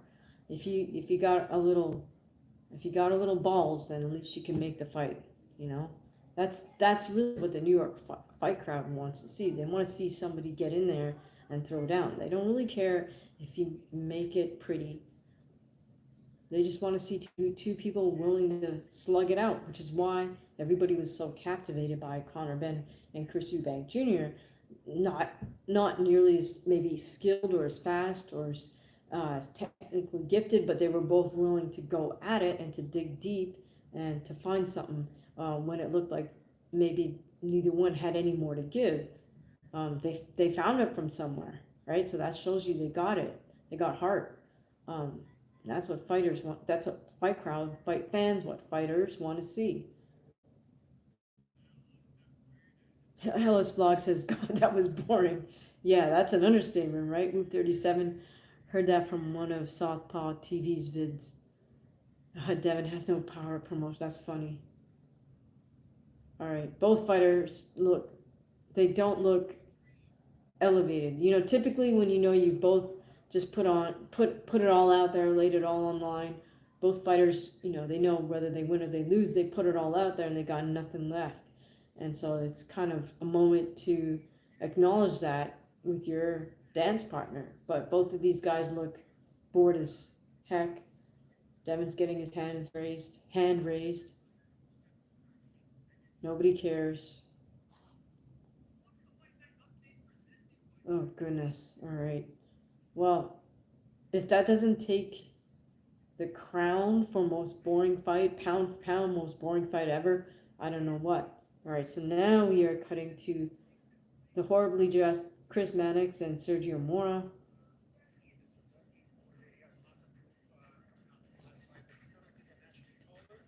Oh, they're trying to break down Garcia Romero. All right, well, so here's the bottom line. Romero is just too technically flawed, and he has no jab. Throws round punches. So the thing with Ryan is, and it's not so much about his left hook. He does have a straight right hand, but it's really more Ryan's sense of timing. He does have fantastic timing. So I think he's able to land that KO shot. Gil, like watching paint dry, exactly. I mean, as someone who paints, sometimes maybe that was even more boring than more boring than watching paint dry. All right, Carlos says uh, Dos Santos versus Shakur was worse. Huh? Okay, I didn't see that.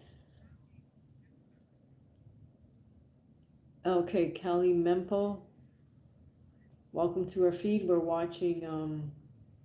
are watching live boxing in Times Square. Up next is Ryan Garcia versus Rolly Romero, but I think there's going to be a little bit of a pause in the action, straight off the top of my head. Oh, Gil says your paintings are nice. Oh, thank you. Appreciate that. Yeah, right now they're on a separate playlist called My Art, but I'm thinking I'll just merge that in with the meditation since it's all kind of meditative. Sean James says, "Imagine Haney versus Shakur." Uh, at this point, Haney, I think, just secured himself, not like he's just taken himself out of the running. All those guys are going to be trolling him now. So, um, even if you feel Shakur's boring, Shakur will be trolling Devin for that. Everybody will be trolling Devin for that. So let's see. Let's see. The internet war, the social media war, would probably be more interesting than that. Move 37. I'm not sure what you're saying there, buddy. Suzerain says, "Who won Devin's fight? Devin." But we all lost because we lost 47 minutes of our life that we can't get back, as Move 37 pointed out. OSG, how are you doing? The kid says, I'm glad Ronnie's back. I think he's good for the sport. He keeps it entertaining. Well, yes, I agree with that part. He's very much a showman. He's very charismatic, so he's great on camera. And he's also, he is a talented fighter. He does have some flaws and limitations, again, because he's one of those kids who went straight from fighting in Junior Olympics to turning pro. He never fought as a grown man versus another grown man.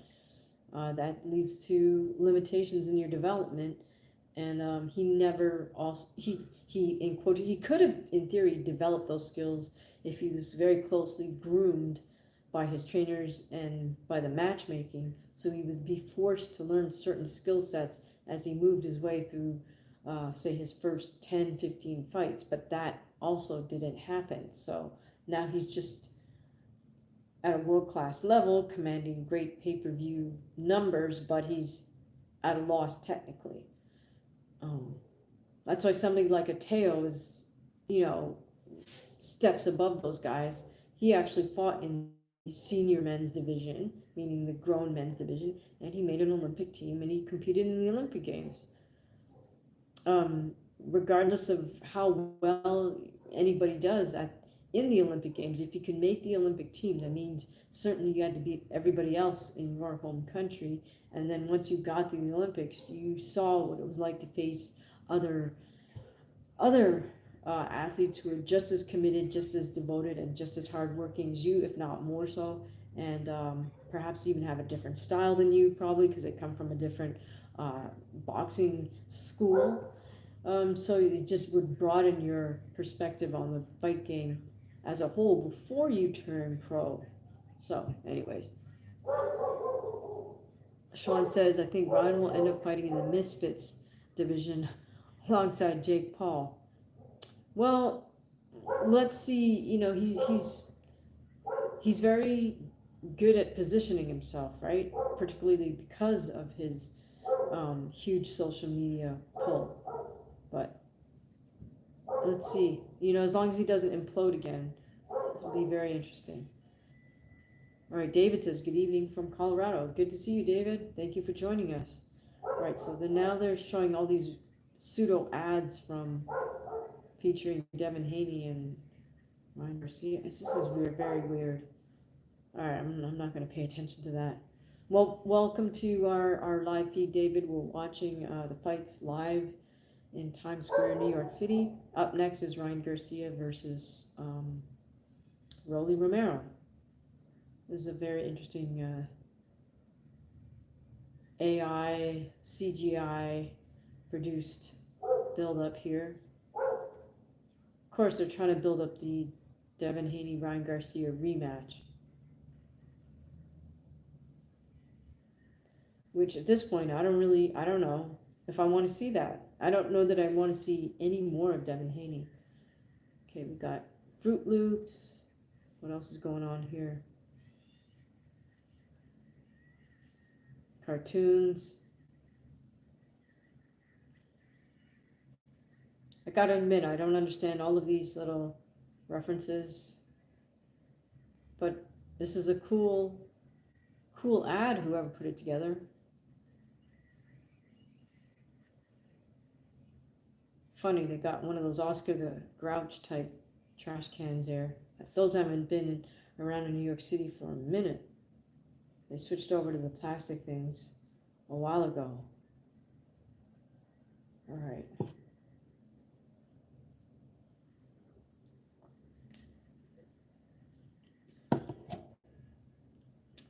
All right, guys, now's a good time to stand up and go get something to eat or something to drink, I think. That was incredibly painful.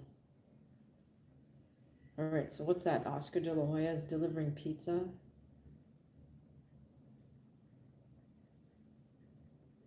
That's kind of harsh that they put Ryan versus Devin out there before this Ryan versus Rolly fight is even over. At this point, I don't even want to see Ryan face Devin. I'd rather watch Ryan face somebody else. And if I were Ryan, I would be putting that out there, you know.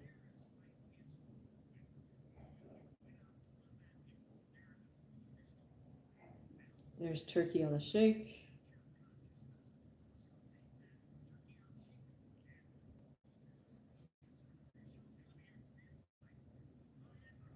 All right, guys, I am going to stand up momentarily, take a brief break, go get something to drink, go get something to eat, and I'll be back in just a few minutes. Also, Sean says, "How are the ducks? Hope they're happy." Yeah, I mean, I think so. I'm still bummed out about that.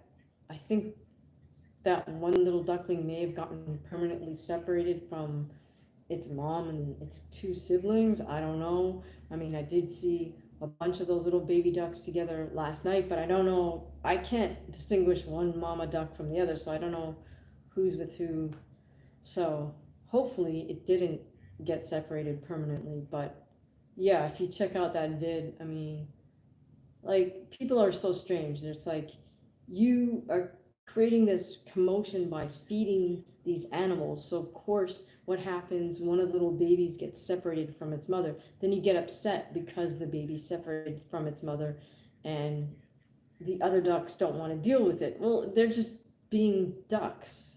Like, that's what animals do, right? The mother takes care of its kids and doesn't want somebody else's kid to come along. Anyways, so I just think it's weird when people interfere with Mother Nature and then get ticked off because it didn't go the way they really wanted it to.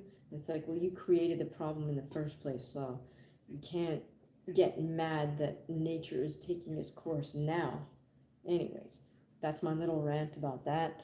All right, I will be back in a moment. Looks like Rolly's in his pink and yellow attire, riding in a red and white interior car to the venue.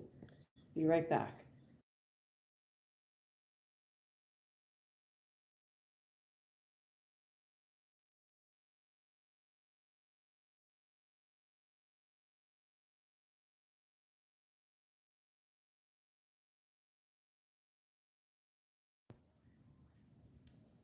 All right, we're back. Thanks for hanging around, you guys. How are the ducks? Yeah, I hope they're happy. Sean, thank you for posting that up. Host is taking a very short break before the fight begins. Please be patient. We'll be back shortly. Thank you for doing that. Thank you so much, guys. All right, so we're showing cops, somebody walking with their dog in Times Square. Hope you guys were able to grab something to drink, and I just grabbed a couple tangerines.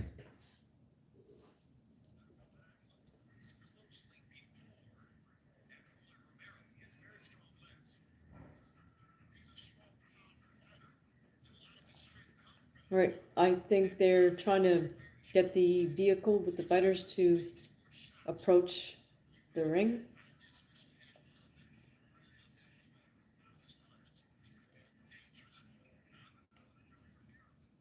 Trying to not listen to the Coppinger commentary, just because he doesn't really know what he's talking about. All right, so who's driving this fancy car? What is it, a Batmobile or something? Ellis Vlogs, yeah, I don't know what's with the commentary about the legs tonight. Yeah, I have no idea. I didn't understand what the heck his point was. Yes, hi Move 37. Welcome back. All right, so this is Ryan showing up. What the heck is that? Is it a Batmobile? And who's driving it? Is that his lawyer, Lupe Valencia? Are there in, or is that thing, what the heck is that? Is that like a autopilot car? So strange. Okay, so now Ryan's extricating himself from this black vehicle. All right, you guys who are vehicle experts, tell me what the heck that is. Yeah, Batmobile Suzerain, is it seriously? Welcome back, you guys. Thank you for joining us. We're about to watch Ryan Garcia versus Rolly Romero. So Ryan's completely surrounded by security. He's in his blue and gold robe.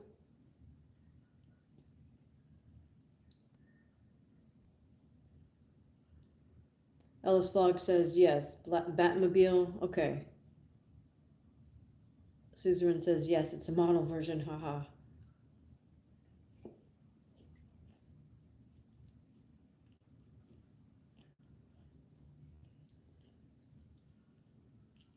Oh, wait, so according to this production, they say, I'm guessing it's a viewer survey, they say 91% of people say that Ryan's going to win.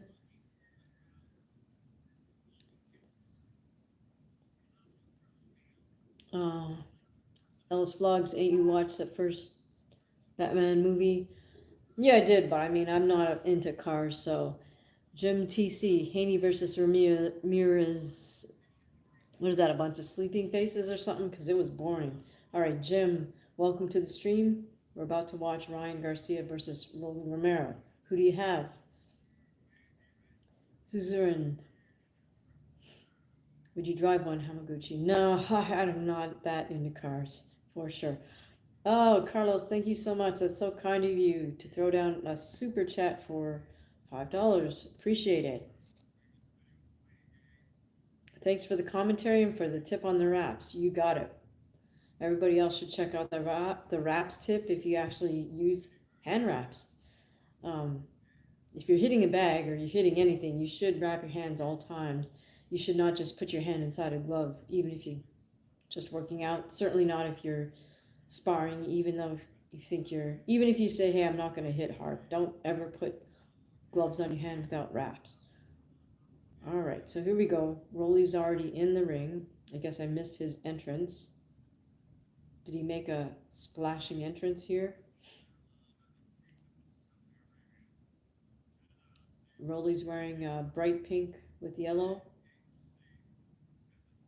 Is it Terrence Bud Crawford's hanging out with Turkey a la Sheikh ringside?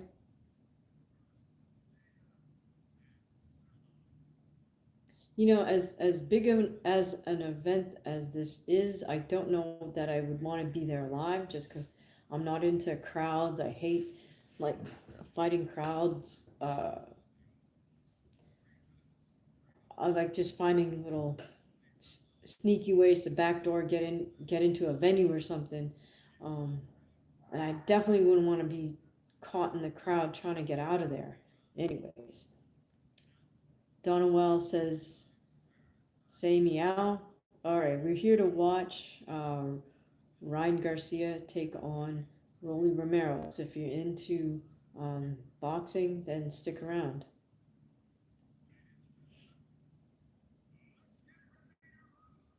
All right, here we go. Michael Buffer.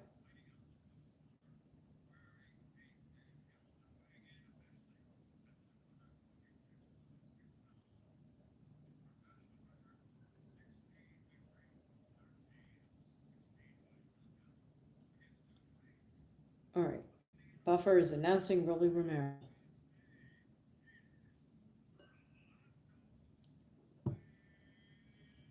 I hope he's warmed up because he looks a little bit dry.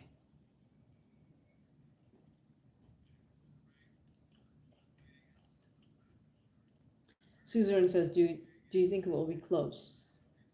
I don't think so. As long as Ryan did his due diligence, it shouldn't be close.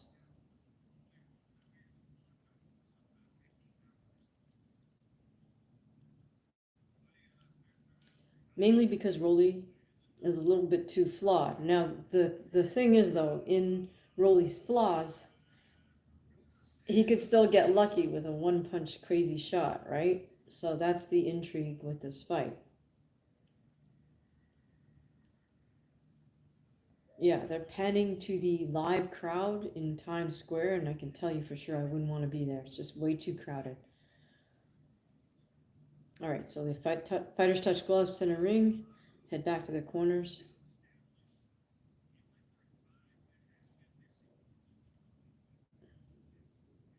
So here we go, Ryan Garcia versus Rolly Romero.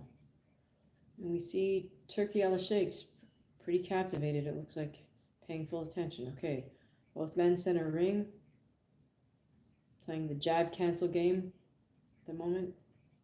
Oh, and Ryan does a little feint step and gets Rolly to take a couple steps back. Right now, Ryan's just parrying Rolly's jab.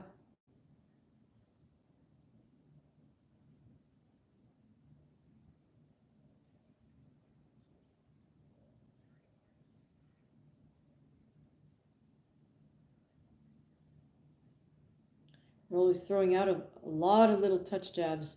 He's not really trying to land, so Ryan's just catching it with his glove. See, Rolly doesn't have a penetrating jab. He really doesn't throw a jab out there to inflict any damage. He just throws a jab out there to throw it out there, and then he tries to come with his crazy punches behind that. Or I shouldn't call him crazy. Actually, he comes with looping punches behind that. See that how slow he throws the jab out there? It's just literally measuring. It's not penetrating. It's not even snapping. So now Rolly goes into a semi-half shell guard, sort of, with that jab hand, which means he's not going to throw it out straight because his elbow's sticking out, right? So he's going to, it can't be a penetrating jab if that's how you're going to throw it from. Okay, Ron just continuing to catch Rolly's jab, throw a jab back at Rolly. Rolly leans over to his right to avoid Ryan's jab, then makes a big step in towards Ryan's body. Ryan with a jab to the body, little stutter step from Ryan.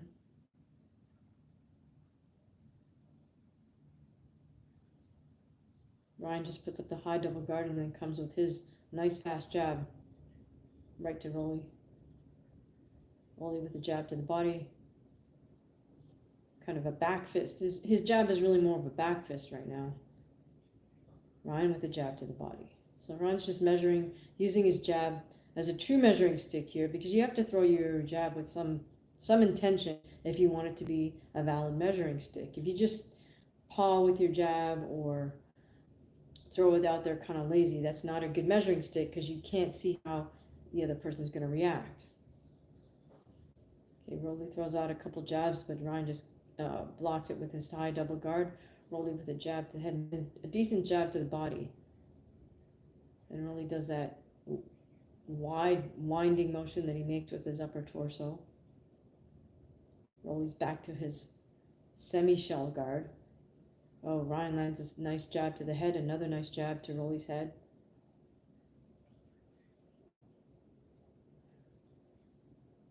Rolly throws about 3 just pawing jabs at Ryan, but doesn't even have the intention of landing them, and that's the round. All right, so Ryan landed the only significant punches in that round, pretty much, so we would give that first round to Ryan.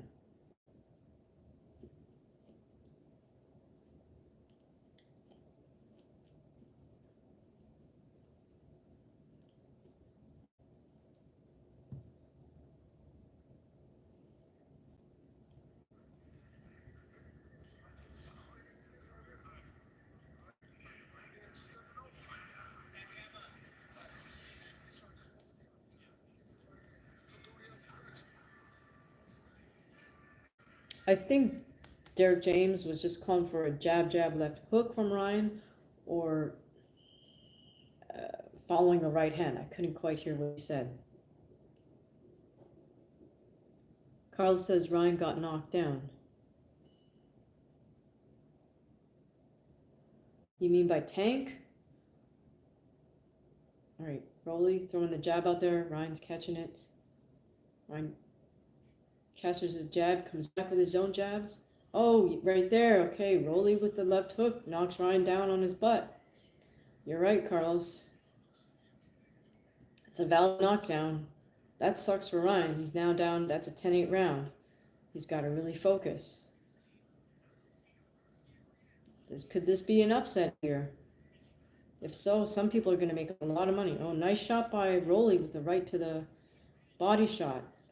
Rolly's coming back with another hard shot. Ryan touches the ground, but that's not a knockdown. Hey, Jonathan. Carlos called it. Rolly just dropped Ryan with the left hook. That's crazy. In the second round. Right. Oh, Ryan landing a nice jab.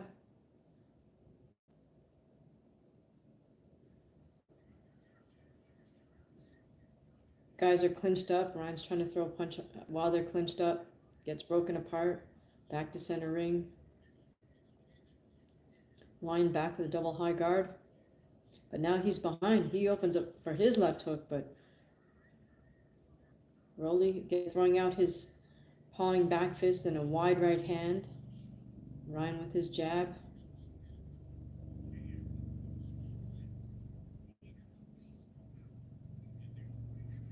Ryan misses with a right hand following the jab. Rolling, I'm sure his confidence is just soaring now, so he's just taking his time. He's sticking out that posting jab, which I don't like, but okay. Nice snappy jab from Ryan Garcia to Rolly's head. Nice jab from Rolly to Ryan's body.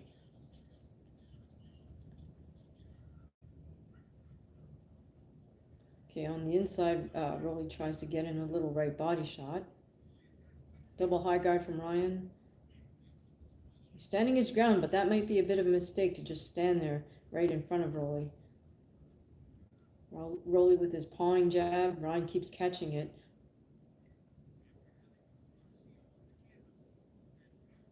But if Rolly comes back with a hard overhand right, that could land. The thing with Rolly is he is so sort of unconventional that in some ways it can be very hard to predict what the heck he's going to do next. He's figured out some bizarre sort of unconventional moves that work for him. Just like that run right there. He throws a right to body, then makes a very extreme weave motion. Right, double jab from Ryan. Still following Rolly around. Right, but at this point, they're now evened up. It's 18-18.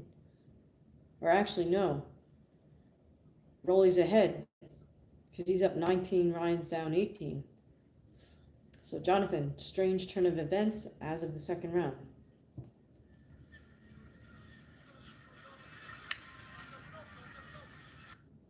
I think that,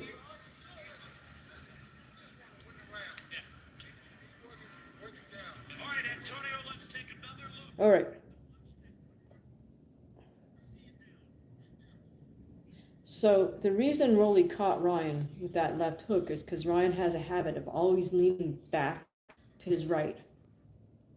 So he paid a price for doing that this time because Rolly anticipated that, I'm sure. He's been working on that to come with a very long left hook. Sean says, I'm back. Ryan got knocked down. Yes, he really did. Because to avoid punches, he always leans back to his right. It's a flaw I pointed out before. He never bobs to his left, right? Which is something you got to learn how to do if you move beyond the junior amateur ranks. So as he's leaning back to his right, that's where he got caught with Rolly's leaping left hook, or long left hook, I should call it. Right, so what I heard Derek James tell Ryan, you just have to win the round. He asked him to start cutting to his right, to drop in the right hand. I think that's good advice. Like, he's trying to advise Ryan not to go get greedy, which is what Ryan did versus Tank, which wound up not working out for him. Okay, so I think Rolly's confidence has soared, certainly. Now he knows that left hook of his will work. All right, nice jab by Ryan that rocks Rolly's head back, but as Rolly closes distance, they just clinch up against the ropes. Okay, Rolly continues to throw out that just touch jab. Ryan keeps catching it with his jab hand. But I don't see him doing what Derek James seemed to be asking for, which was for him to cut to his right and drop in his right hand. Ryan's just staying behind that double high guard. Let's see if he does that roll back to his right again, or he's figured out that that's not the right thing to do with Rolly. Sean says, right, is he doing the fake Philly shell again? Well, it's not even so much that. I just noticed that all the time with him, even in sparring. He just has that habit. He never learned how to bob to his left, so he always leans back to his right. And because of his height, for a lot of, he can get away with it for a lot, but just not this time. Rolly's wise to it.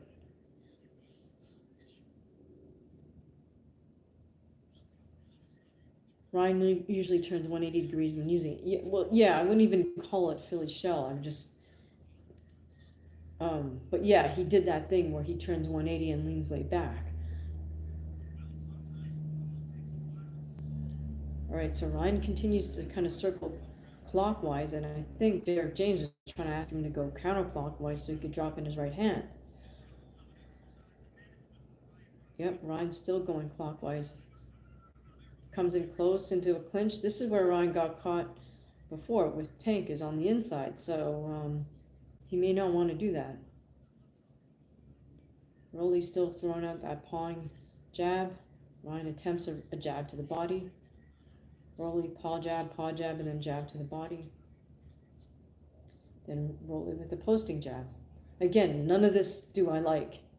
Okay, but Rolly comes in, drops in a hard right hand behind his jab. There we go. Ryan drops in his right hand behind, and that's the round. Okay, Sean is saying go Rolly. Well, I would say it might be a 28-28 at this point.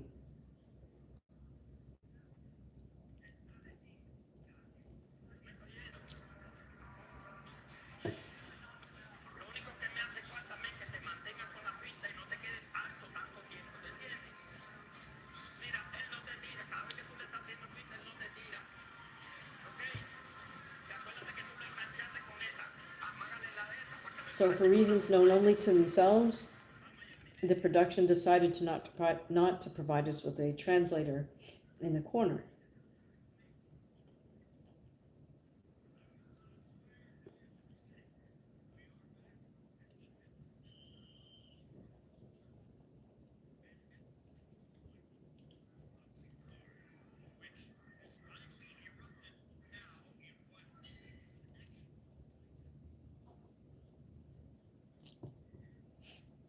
All right, fourth round.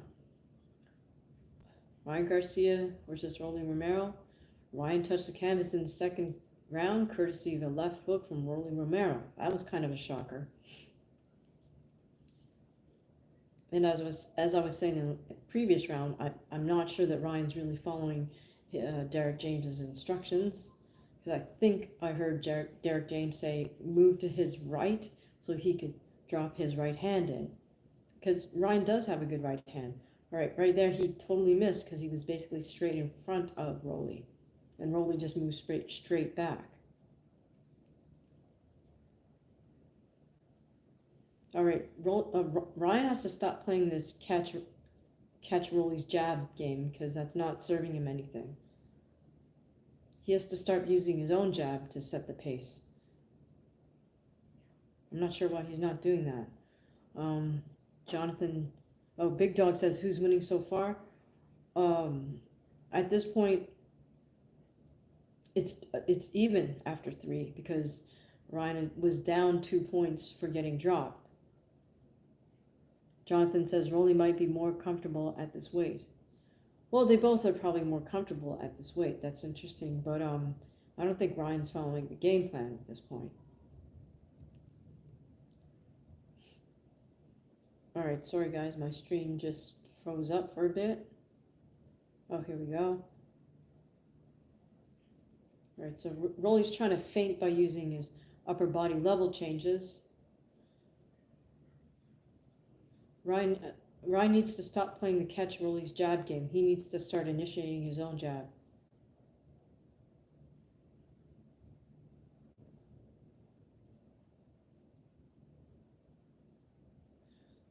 So to me, it looks like Ryan's trying to wait on Rolly to just counter him, and that's not a good game plan. You got to initiate something to have something to counter. Okay, there we go. So he got his jab to the body, jab to the head, but now he's back to just catching Rolly's jabs again. This is not a good look for Ryan.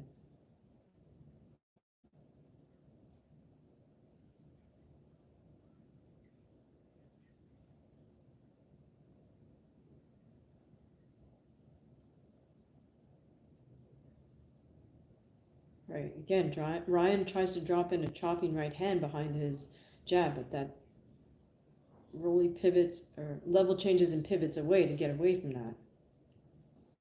Surely that's something that Rolly's very used to doing because he's used to being a much shorter fighter. Uh, to Kid, we are in the fourth, at the end of the fourth round of 12. Oh, nice jab by Ryan, knocks Rolly's head back, but it's going to take a little more than that to really win this fight decisively.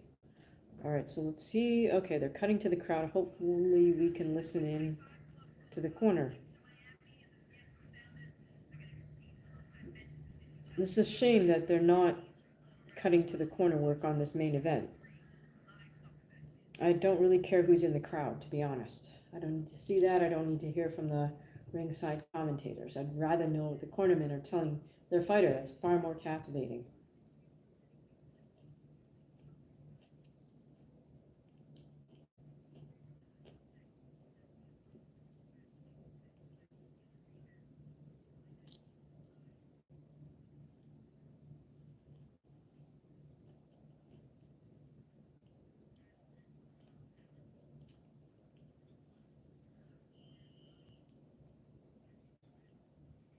All I can say is I hope everybody who's down there in Times Square is able to see the fight. I hope they're broadcasting it on those big screens and hope everybody's safe. All right, we are heading into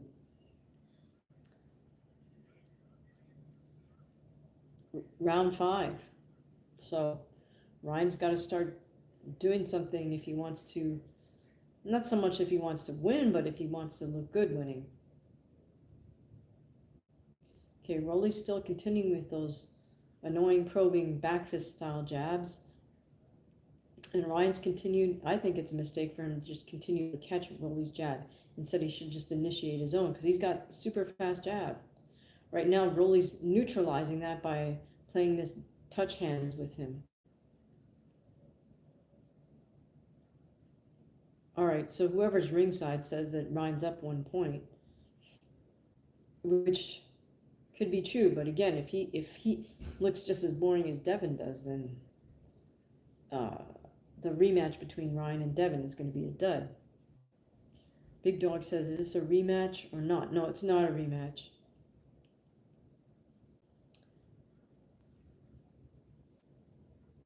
This is crazy. Rolly's just kind of shutting Ryan down by throwing out this really annoying uh, slow jab.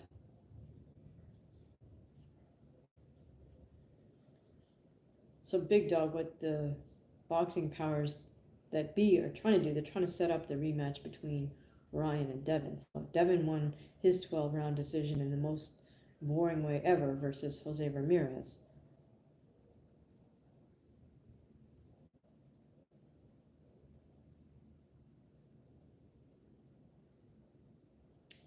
Big Dog saying Ryan could be really good if he would fight harder.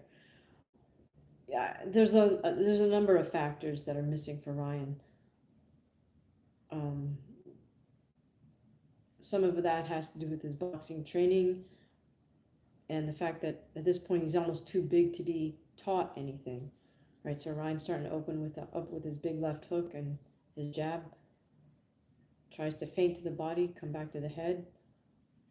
But Ryan really has to start putting a little more volume together. I'm a little bit perplexed as why he's not using his jab since he knows he's faster and Rolly's just throwing out that obnoxious slow jab.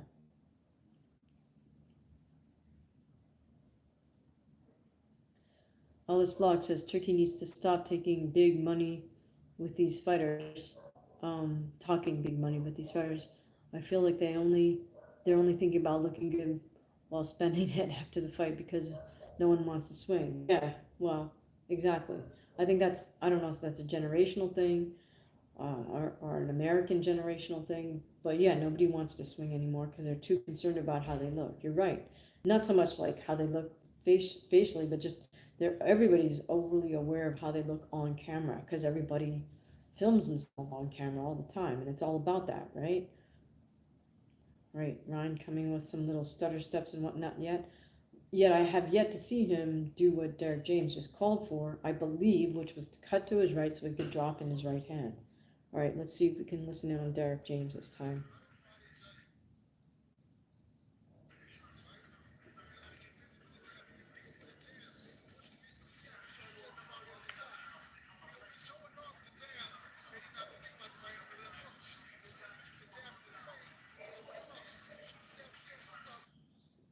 Derek is asking Ryan to shoot the jab more.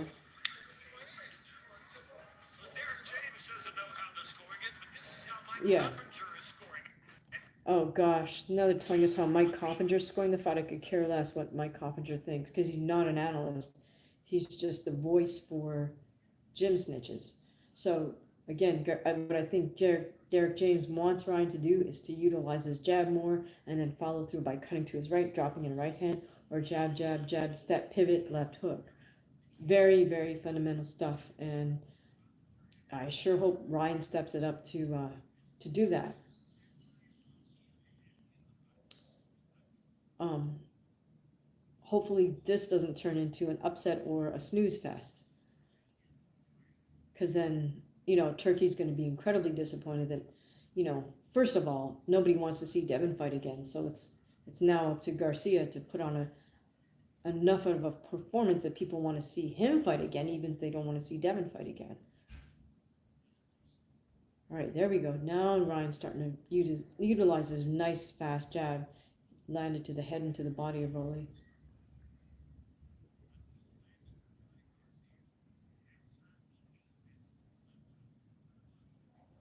I sure hope he did his due diligence in his gym work, because this is where it shows, or it shows that he didn't. You can't fake it and just go out there on confidence.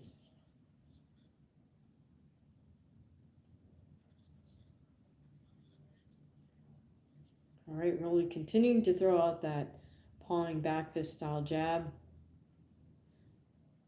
But there we go. Ryan finally does his double jab left hook.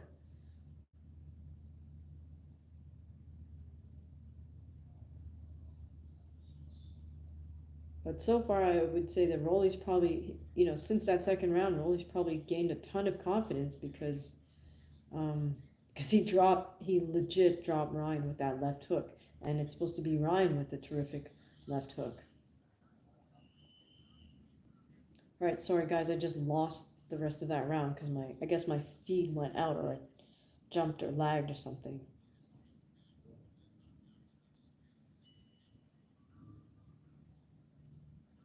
All right, here we go. Again, Rolly starting out with the jab, Ryan catching the jab.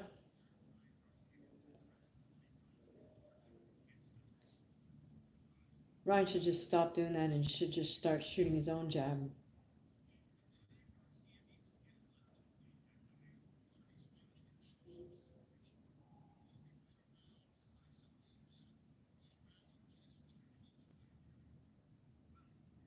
He props for Rolly's corner, figuring out a game plan for him.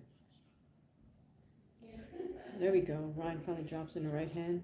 Doesn't quite land.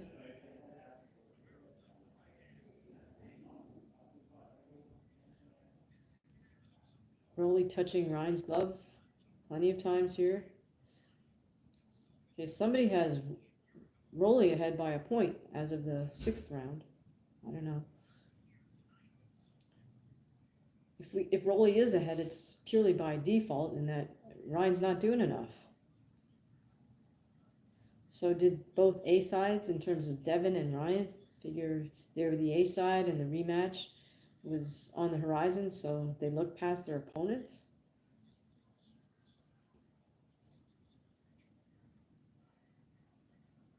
Ryan can't afford to lose this fight to Rolly via decision. Okay, so he misses with the left hook, tries to come back with the right hand. I don't know. I hope Ryan wasn't partying too much in his training camp, and I hope he got in enough hard sparring.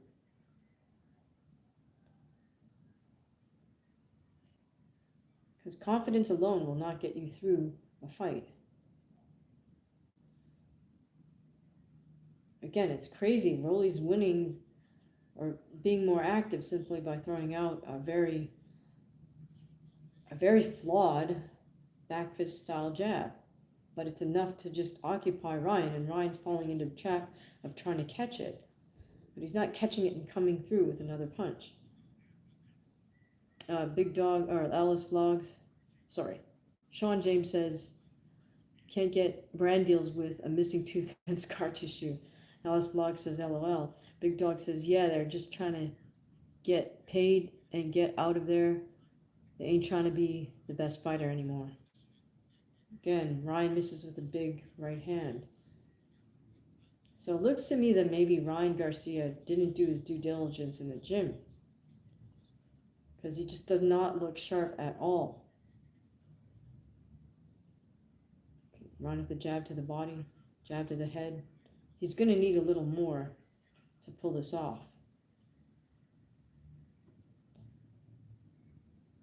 Rolly just might pull off an upset. This is crazy.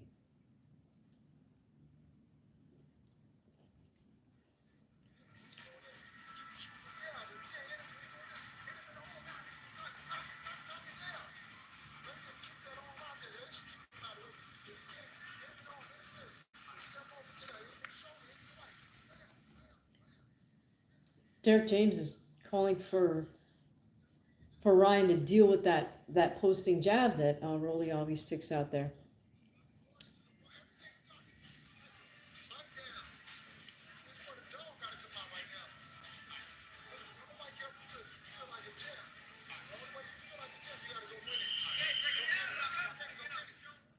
Right, Derek is trying to bring something out of Ryan right there. He's telling him exactly what to do with Rolly's bizarro jab, posting jab, saying come over top of it or hit something, hit his shoulder, hit his arm, hit anything. And he's right.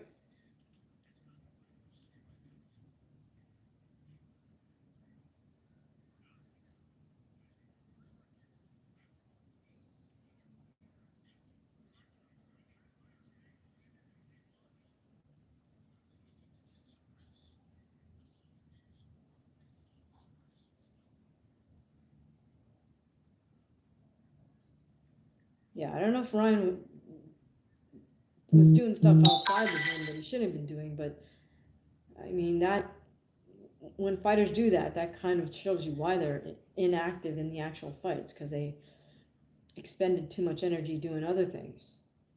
Right, Ryan does land a jab, but he's still falling into the same trap of trying to catch Rolly's jab. Not really following what Derek James said. Rolly misses with a big hard overhand right. Okay, there we go. Ryan's starting to get a little bit more animated. It's exactly what I would say. Is like if you're going to catch a punch, you continue the catch into a punch. Whether you catch with your left hand or your right hand, and morphs from a catch into a punch. And Ryan's right there for that. You don't win the fight by catching somebody else's punch. Furthermore, you'd be better off making Rolly miss the punch.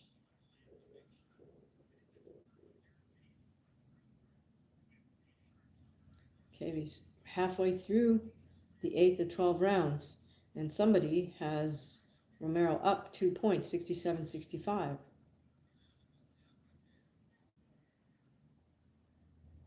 don't know, Ryan's not really doing what Derek James asked him to do. Rolly is stealing some of these rounds, basically because Ryan's not doing the right thing. He's not initiating the action. Okay, he's got to definitely double up on the jab. Figure out, set up an angle, and then drop his left or his right behind it. But right now, Rolly's got him mesmerized into just catching his jab.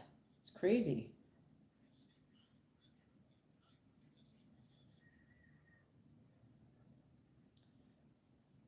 Ellis vlogged. He's a different fighter, well, not on PEDs. Well, yeah, I don't know that that's it at all.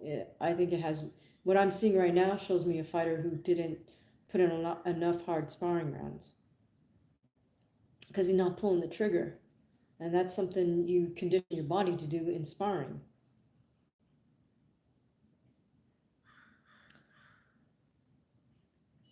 Oh, this is a shame. Ryan's putting on a crappy performance. It's not as crappy as Devin's in that. And the thing is, Ryan might lose this fight on points. Do I think maybe it could be ring rust? No, I think it could be. I think it's he didn't spar hard enough. I don't think he took this seriously enough. maybe just a layoff, Carlos. No, it's not just a layoff because you also had a layoff. You had a whole year to work your butt off in the gym. So, um, yeah, what I'm seeing right now is he either did too much extracurricular or he didn't do enough hard sparring, so he can't pull the trigger. But either one of those things, it's his bad. It's his fault. Maybe he did both. Maybe he didn't do enough hard sparring and went out and partied too much. Um, that's going to definitely take away from your performance in the ring.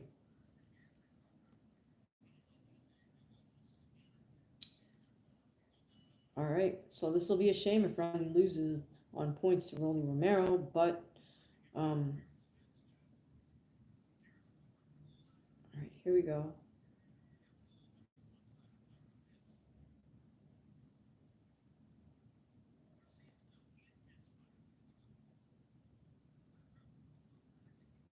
This is not quite as boring as Devin and Jose's, but it's up there. It's pretty boring. Turkey must be just really bummed out right now. Big Dog saying boxing is ridiculous. I hate it. What happened to the old boxing days? Well, it has a lot to do with um, this younger generation and their fascination with being entitled and wanting to look good and feeling that they can skip steps, like they don't have to fight in the grown man division.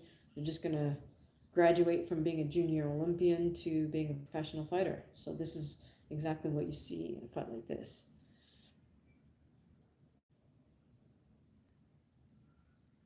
All right, Ryan lands a single jab, but this is not enough. He's fallen into Rolly's trap, and I don't know. He's got to shift something up if he wants to get out of it. And Gar- Garcia should not be standing straight in front of Rolly whatsoever. But he does not have good footwork. I'll say that much about Ryan. The thing is, though, he's not using his greatest asset, which is his speed.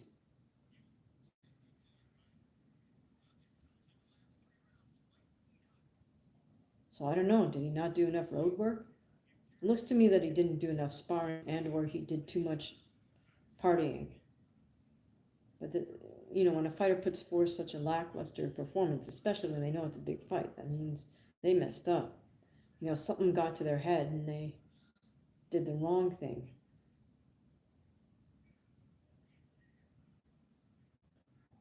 At this point, Rolly's landing the more significant punches, and Ryan's just playing catcher.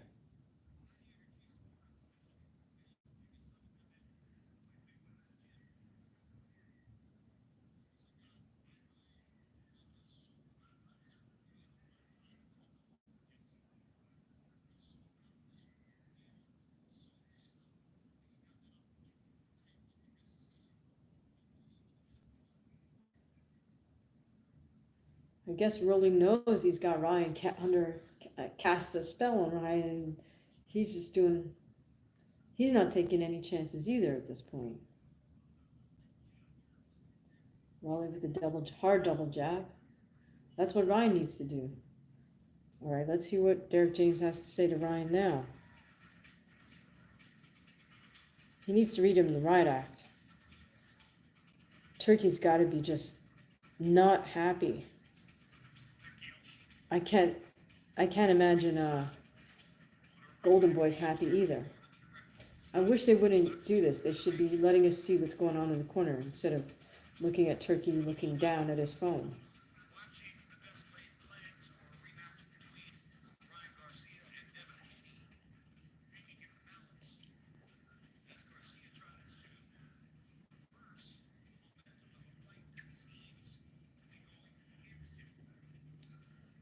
I want to know if Derek's telling him, look, you're losing this fight.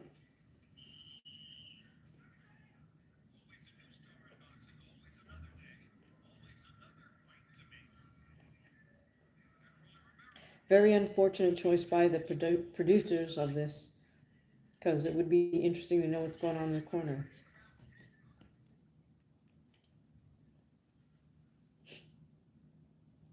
Okay, they're at the center of the ring. More of those pawing jabs from Rolly. Then a real jab to the body from Rolly.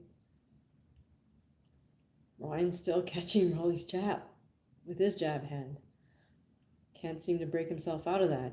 He just doesn't have the fire, so I think he did a little too much extracurricular.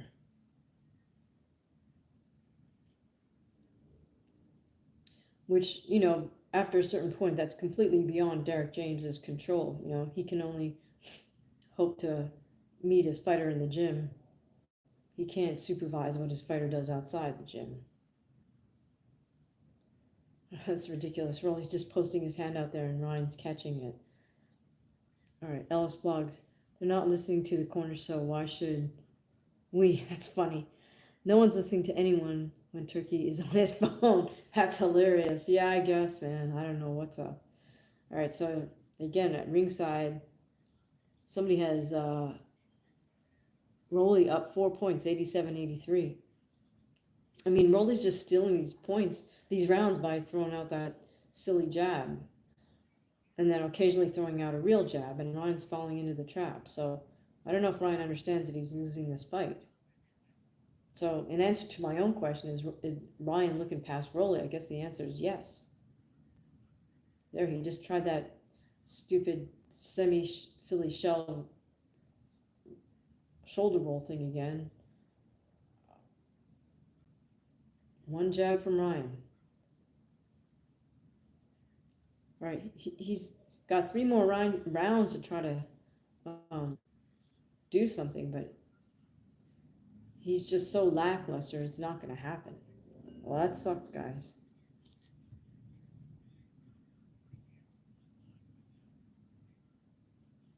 All right, Rolly with a right to the body and then a right to the head.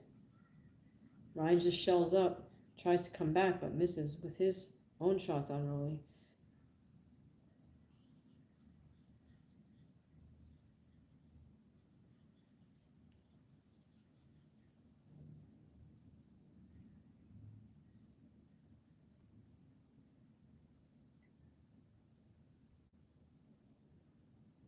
The kid says, I'm guessing there's not going to be no Ryan versus Haney rematch anytime soon. Then if he loses, well, to be honest, I don't want to see that anymore. I don't want to see Devin Haney anymore, period. And Ryan is blowing it big time, or he already blew it by doing whatever he did outside the ring during his training camp. So that's a shame for him. Of course, now he's going to give the Haneys all the ammo they need to say he's not on PEDs. That's what the difference is.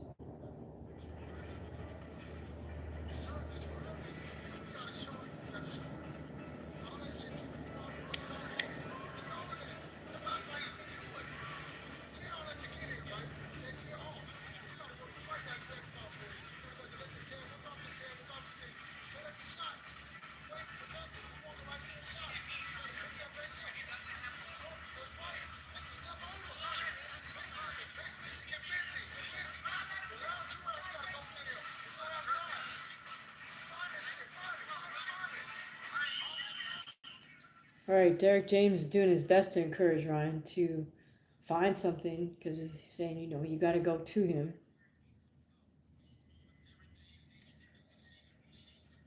Suzerain says Rolly is sweet. All right, we got 2 more rounds here, and Ryan's just falling back into the same trap of trying to catch Rolly's jab. I'm totally perplexed by this.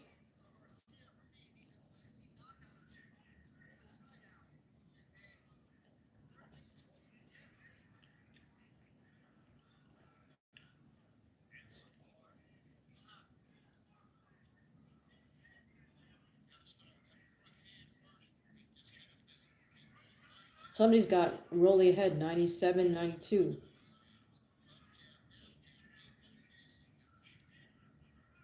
These are the championship rounds, and Ryan needs a knockout at this point.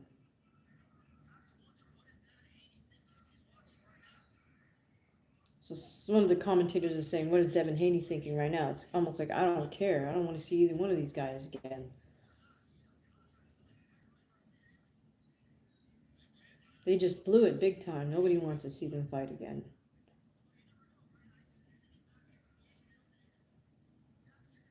All right, Ryan tries a jab to the body, jab to the head, but misses.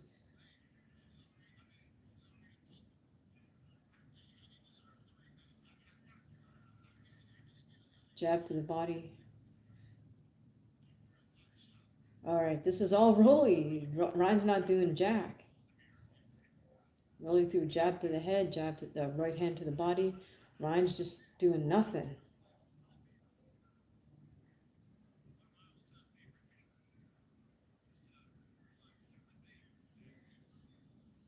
See, this is the problem. He is going to have to face all the taunts about, now look, you're not on PEDs and look how bad you suck. I don't know. I mean, in all honesty, I think it's, to be honest, I mean, was he being tested any more strictly this time for this fight than he was for the Devin Haney fight? Because if that just, none of this makes any sense to me, what I'm seeing right now. All right, so he's blowing it. He's blown this whole fight. He's just not doing anything. He's just catching Rolly's lazy jab. Oh well. Man, you guys, I did not expect this card to suck so bad, but Teo was the star of the whole show. So that's basically it, by Devin and Ryan sucking so bad, they made Teo be the star of the whole thing. I think Teo's the shot caller now. Oh, this is horrible. Devin and Bill are watching. I'm sure they're going to be massively trolling Ryan after this. But boxing fans are going to be trolling Devin for his boring performance. So now they got a 6-point spread. Romero up 107 to Ryan 101. That's from the expert Mike Coppinger. Suzerain, who do you think was going to be star? Well, honestly, from the outset, Teofimo has the bigger body of work, and he's actually more complete fighter than Devin or Ryan, because Devin and Ryan decided to turn pro when they're in their teens. They never fought in the amateur division. They never fought other adult males, whereas Teofimo at least made an Olympic team, went to the Olympics, and competed at that level as an amateur before he turned pro. All right, Penguin says, praise Jesus the King. Amen. Suzerain says, at least Devin won. Haha. Right. I mean, this is going to be Troll City after this whole card. But Teo comes out smelling like a rose for sure. And I would have liked to have heard what Derek James said to Ryan before this final round. But he's not going to get the W here. Ellis Vlogs, I want to see the two guys who had the first fight of the night. Everyone else could go into fashion for all I care. That's funny. I got to look back and see that first fight. That was a guy's debut. Was it a decent fight? All right, guys. I'm bummed out that this turned out to be such a boring two fights with Devin and Ryan. They both look horrible.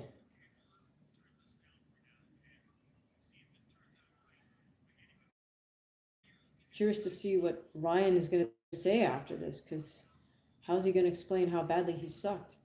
Suzerain, glad we got to spend time with you, Hamaguchi. Yeah, I'm glad I got to spend time with all you guys, because this would have been a bummer to watch alone and just just these two horrible fights that had so much build up and hype, right? Us vlogs, yeah. All right, you guys, if you haven't done so yet, please do make sure you hit the subscribe and the notification bell so you know when our next great content drops. Guys, I'm so bummed about this. I don't even feel like doing a post-fight breakdown. Maybe I'll just do a short about us being disappointed. Thank you for the love, you guys. Thank you also for the super chats. I really appreciate it. Every penny helps. Remember, you can always head over to buymeacoffee.com and make a contribution over there. Or if you'd like to support us and have a piece of artwork for yourself. All of those paintings are available. If you go on any of my artwork videos, there's a link there that takes you to an online store where you can purchase that. Also, merch that's available in the link via the channel banner. All right, so we got less than 20 seconds, and Ryan has just completely thrown this fight away. Unless they completely rob Romero, um, I don't see how they could possibly give this fight to Ryan. Who will win, Dubois, Usyk? Suzerain is asking. Well, Dubois has just got such momentum behind him, and I thought he did a really great job. First fight, he just might be able to get to Usyk. I think Usyk's on the downside of the mountaintop. You know what I mean? And it's got to be hard to maintain that level of motivation. Not only, he's had those fights with Fury. He's been through some real wars. He's been cruiserweight champion, now heavyweight, undisputed heavyweight. Um, I trust Usyk because he's such a diligent athlete, unlike these guys that we just had to watch. Um, that I think he would never come into the ring unprepared. Zip Zip is saying, yeah, okay. Sean, can you get rid of Zip Zip if you're here? Right, Zip Zip, we're just here to talk about boxing and MMA if you want to talk about MMA. We're not here to make comments like that.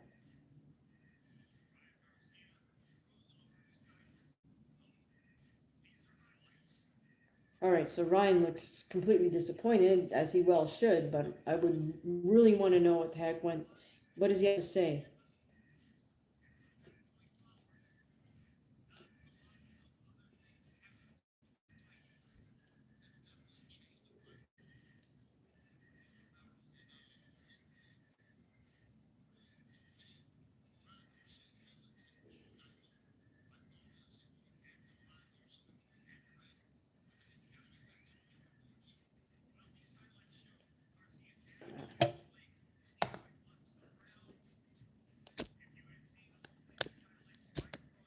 All right, there we go.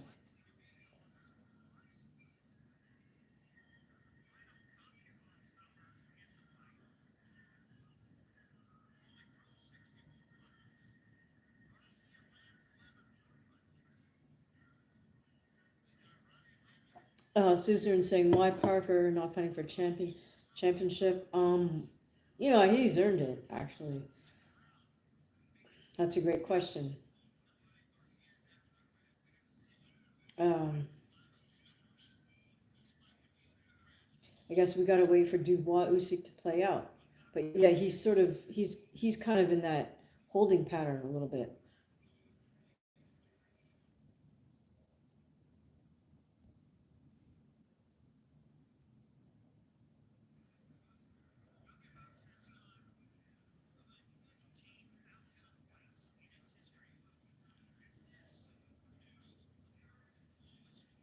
All right, let's hear what the scores are for this fight. That's the only thing left of any interest. Usyk, or so Susan, you asking me if I think Usyk beat Dubois in their first match, or are you asking me if I think he'll beat him in the rematch? I think Usyk won the first fight. Um,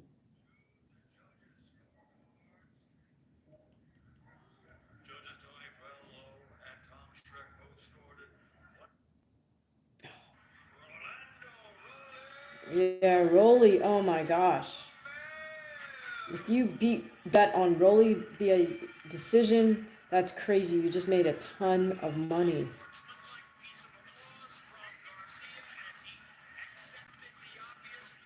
Wow, that sucks for Ryan. Um, I'm not sure what you're asking me, Susan. Oh gosh, now they're cutting to Mike Coppinger. I don't want to hear from him.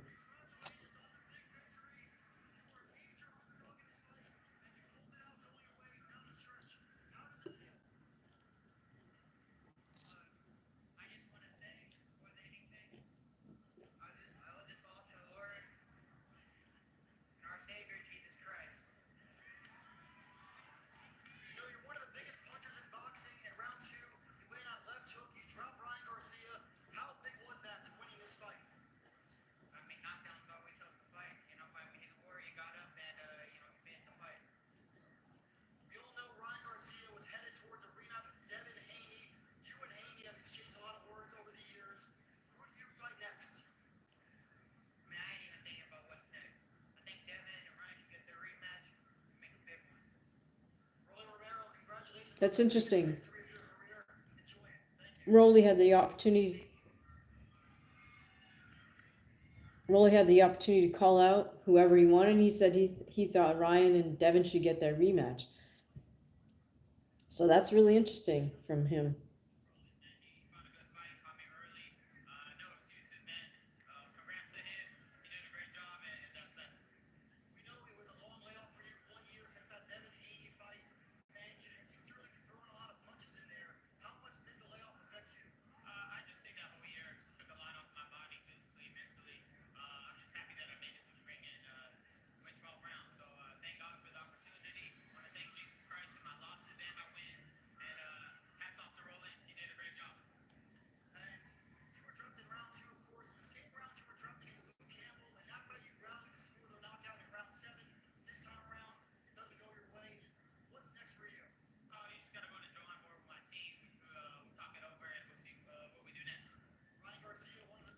All right, Ryan, just giving very standard answers there. Regroup with the team, go back to the drawing board, blah blah. But he didn't offer any explanation as to why his performance was so horrid. Like I said, it's either one of two things or both of them. One, he did not do enough hard sparring. Number two, he was out there partying, doing things he shouldn't be doing.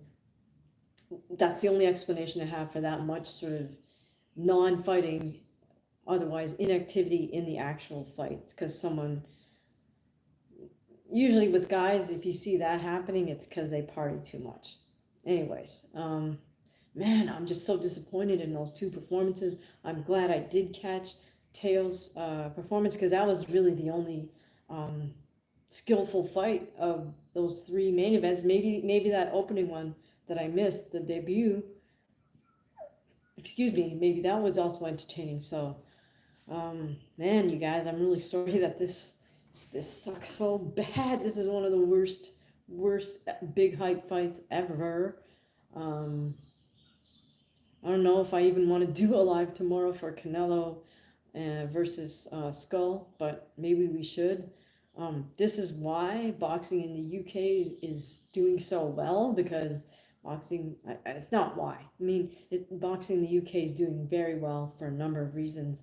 One is that they have um, healthy local cards, from what I understand. They still have very healthy mid range cards, which is what I consider Eubank Ben, even though, I'm sure they were paid tons of money, but in terms of skill level, they still have very solid mid range cards where both fighters come to fight, number one, and number two, where upsets are still possible. Everything is not as scripted as it is here in the United States of America. For example, look at the PDC, look at Top Ranks cards. Anytime a fighter pulls an upset, they don't, instead of embracing that upset and uh, saying, hey, we found somebody here who really comes to fight, they came in against all odds and managed to pull off an upset. They must have some internal fortitude. Let's support them. No, what do the American promoters do? They turn around and they use that guy who pulled the upset. They use him a couple more times, and then they feed him to the wolves and get rid of him. So it's just, rather than embracing the fact that for someone to upset their own apple cart, maybe that person's worth investing in, they destroy it because that person who created the upset caused cognitive dissonance for them. They can't handle it. Anyways, that's just my rant on why I think boxing in the UK is more entertaining. It's healthier in a sense than it is in the US because we're just too, these promoters have put investments in these fighters. Now these fighters must win. They throw them, they give them very lopsided opposition, and because they don't want to lose the investment they made. But it does not lead to a healthy sport because eventually, if you pamper somebody all the way up to becoming a champion, yeah, sure, you can make more money because they're fighting for a belt, but in the end, the quality of the sport just goes down because you've never brought them along the right way, which means you have them face actual opposition. All right. Um, Stoanis Zwergel looked like Ryan didn't recover mentally after the knockdown. seems scared of exchanging punches. Well, perhaps, but there's something lacking in terms of his preparation, or he partied too much. That's what it was. You get knocked down once. Look at was it Marquez? Marquez, who fought Manny Pacquiao and got dropped 3 times, and then came back to get a draw. I mean, that's ridiculous. You get dropped 3 times, and yet you were able to come back and get a draw. That's incredible. All right. Jim says rolling punches were very powerful. Well, yeah, I mean, he loads up on them, but he doesn't have an effective jab, but yet it was effective enough to keep Ryan off him because Ryan fell for the trap. So, you know, like I said, I don't think Ryan sparred hard enough, and or I think he partied too much. So, or both. Probably both. I think he had, barring Derek James, he probably had too many yes men around him. He probably wasn't in the gym enough for Derek James's likings, but Derek is just a hired hand really at this point. He's not in charge. Ellis Vlog says, "Yeah, good night. Heart, heart, heart. See you tomorrow if you go live." Yeah, I mean, uh, we'll see. We'll see. I gotta check the time frame for that. Do you guys know when Canelo and Skull is? So who do they have on the desk here? Is that with Mike Tyson?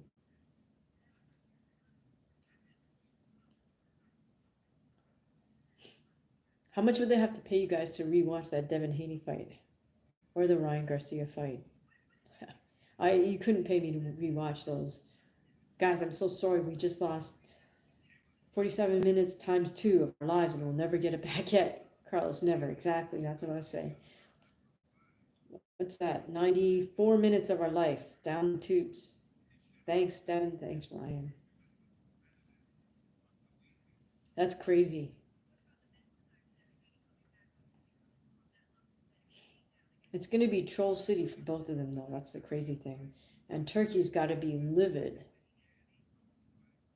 Because I'm sure he took care of all the fighters. And these guys laid an egg. Now, I'm curious to see if Polly sings Devin's praises. All right.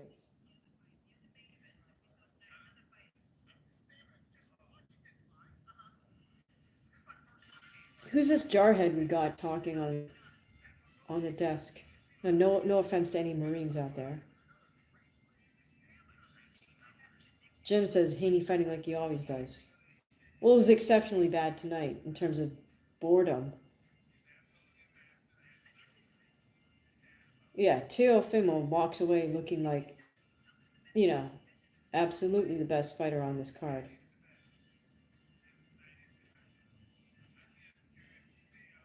Okay, so we got some chick with a British accent. We got Mike Tyson and then some other dude. Who's the other dude? Carlos. Oh, Steven Libera. Hi, did I miss everything? Yep, you did. So Haney won a very boring decision 12 rounder. And Ryan Garcia lost a very boring decision 12 rounder versus Romero, believe it or not. Teofimo Lopez clearly won, decisively won a decision. Who is this dude, guys?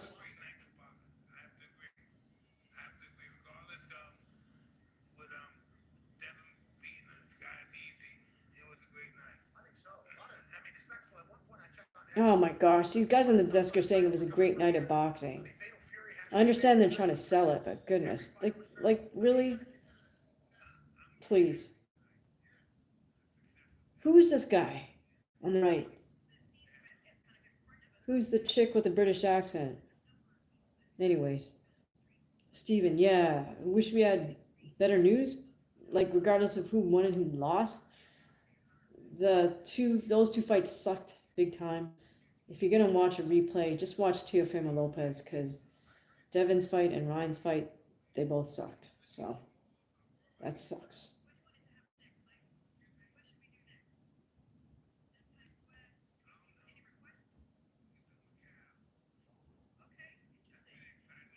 Oh my God, the desk is just killing me too. Meaning the 3 commentators on the desk.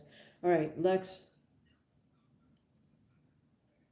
Who would win? Habib Nurmagomedov versus Chanja? Well, like, They're two totally different weight divisions, so John is the bigger guy, he'd win.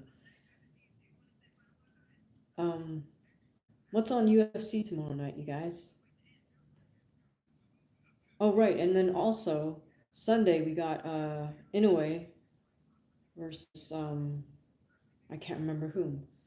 Sorry, Inoue's opponent. But yeah, Inoue's fighting Sunday, Canelo's fighting tomorrow, and there's also Ryzen fights, um, which somebody on the stream brought to my attention. So possibly we'll check those out. Wonder if there's going to be a post-fight press conference for this. Let me check.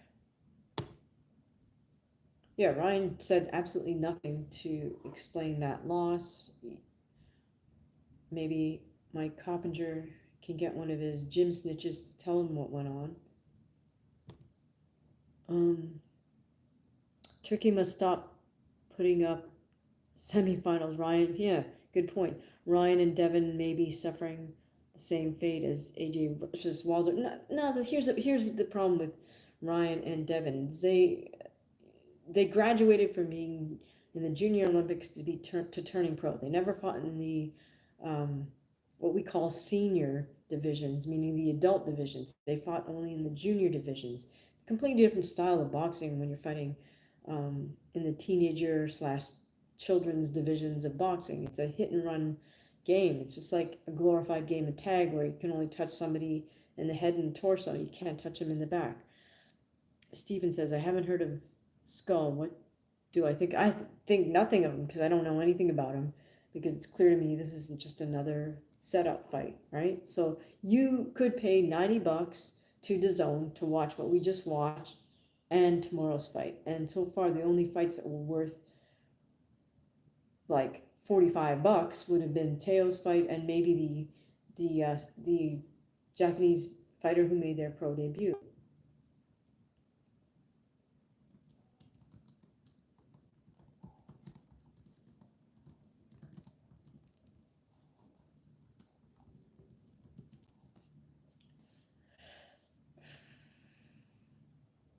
If they're the same weight class based on skills only.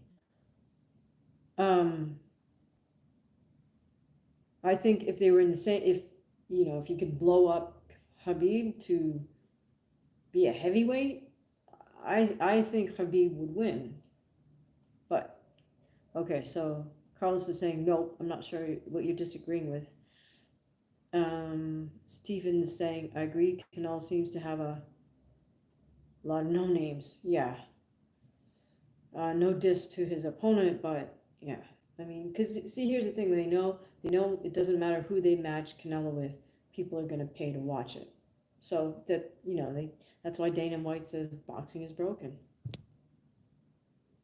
Oh, Carl's saying paying for this, yeah, $90, 45 for this, 45 for that. I mean, that sucks if you already paid you $90.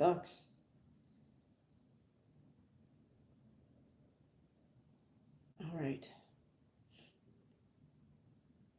Guys, I'm wondering if there's a post-fight presser, because I don't see anything.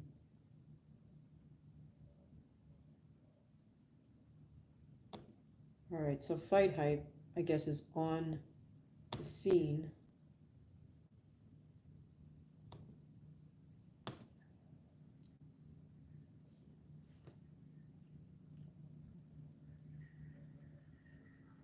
We got a Dougie Fisher, I think, watching somebody's feed. I guess Dougie's got somebody on the ground in Rolly Romero's change room, or just following Rolly out of the venue, which I don't know what the venue is because they're in Times Square. So, anyways.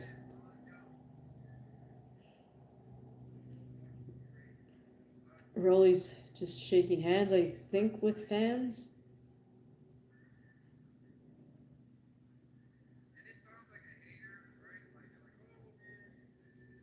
All right. Carlos says, okay, have a good night. I'll see you tomorrow if you're live or on your shorts. Yeah, definitely hit the bell, you guys, so you know if I go live, not making any promises. I got a lot of stuff to do tomorrow, Saturday, and yeah, I'm sure you do too. But yeah, I'll scope out. Anybody know if there's any UFC fights on tomorrow night that are worthwhile? Steven, I would rather hear your commentate and watch later than pay $90. That's funny. I appreciate that. Appreciate the vote of confidence. Remember, you're always welcome to leave a super chat if you enjoy our commentary here, or you can always leave a super thanks on any one of the videos if you appreciate those um, pre-fight or post-fight breakdowns, or even the shorts, whatever it is. It doesn't matter. Every penny counts, so always appreciated. Sloana Zvergal says, "What do I expect of Bakoli tomorrow?" My bad, I didn't even know Bakoli's fighting. Who's he fighting tomorrow?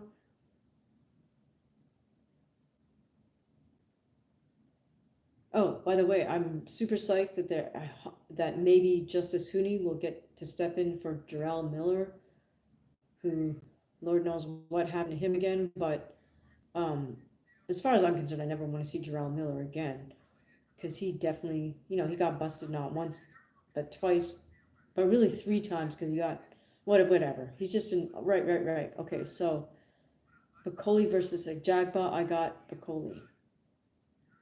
I think Ajagba's kind of fallen off a few fights ago. And Bakoli, provided he got himself in shape, which presumably he did since he actually had notice of this fight, I hope he walks through that. So maybe we'll do a live for that because that's a fight I'm actually interested in. Um, like I said, you guys, since I'm right now, I don't even know what I'm doing tomorrow, but please do subscribe and hit the bell so you'll get notified when we do go live.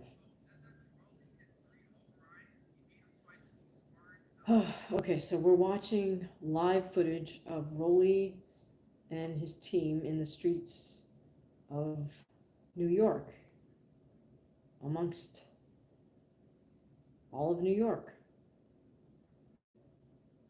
all the New Yorkers, rather. Got his security detail, I suppose, surrounding him.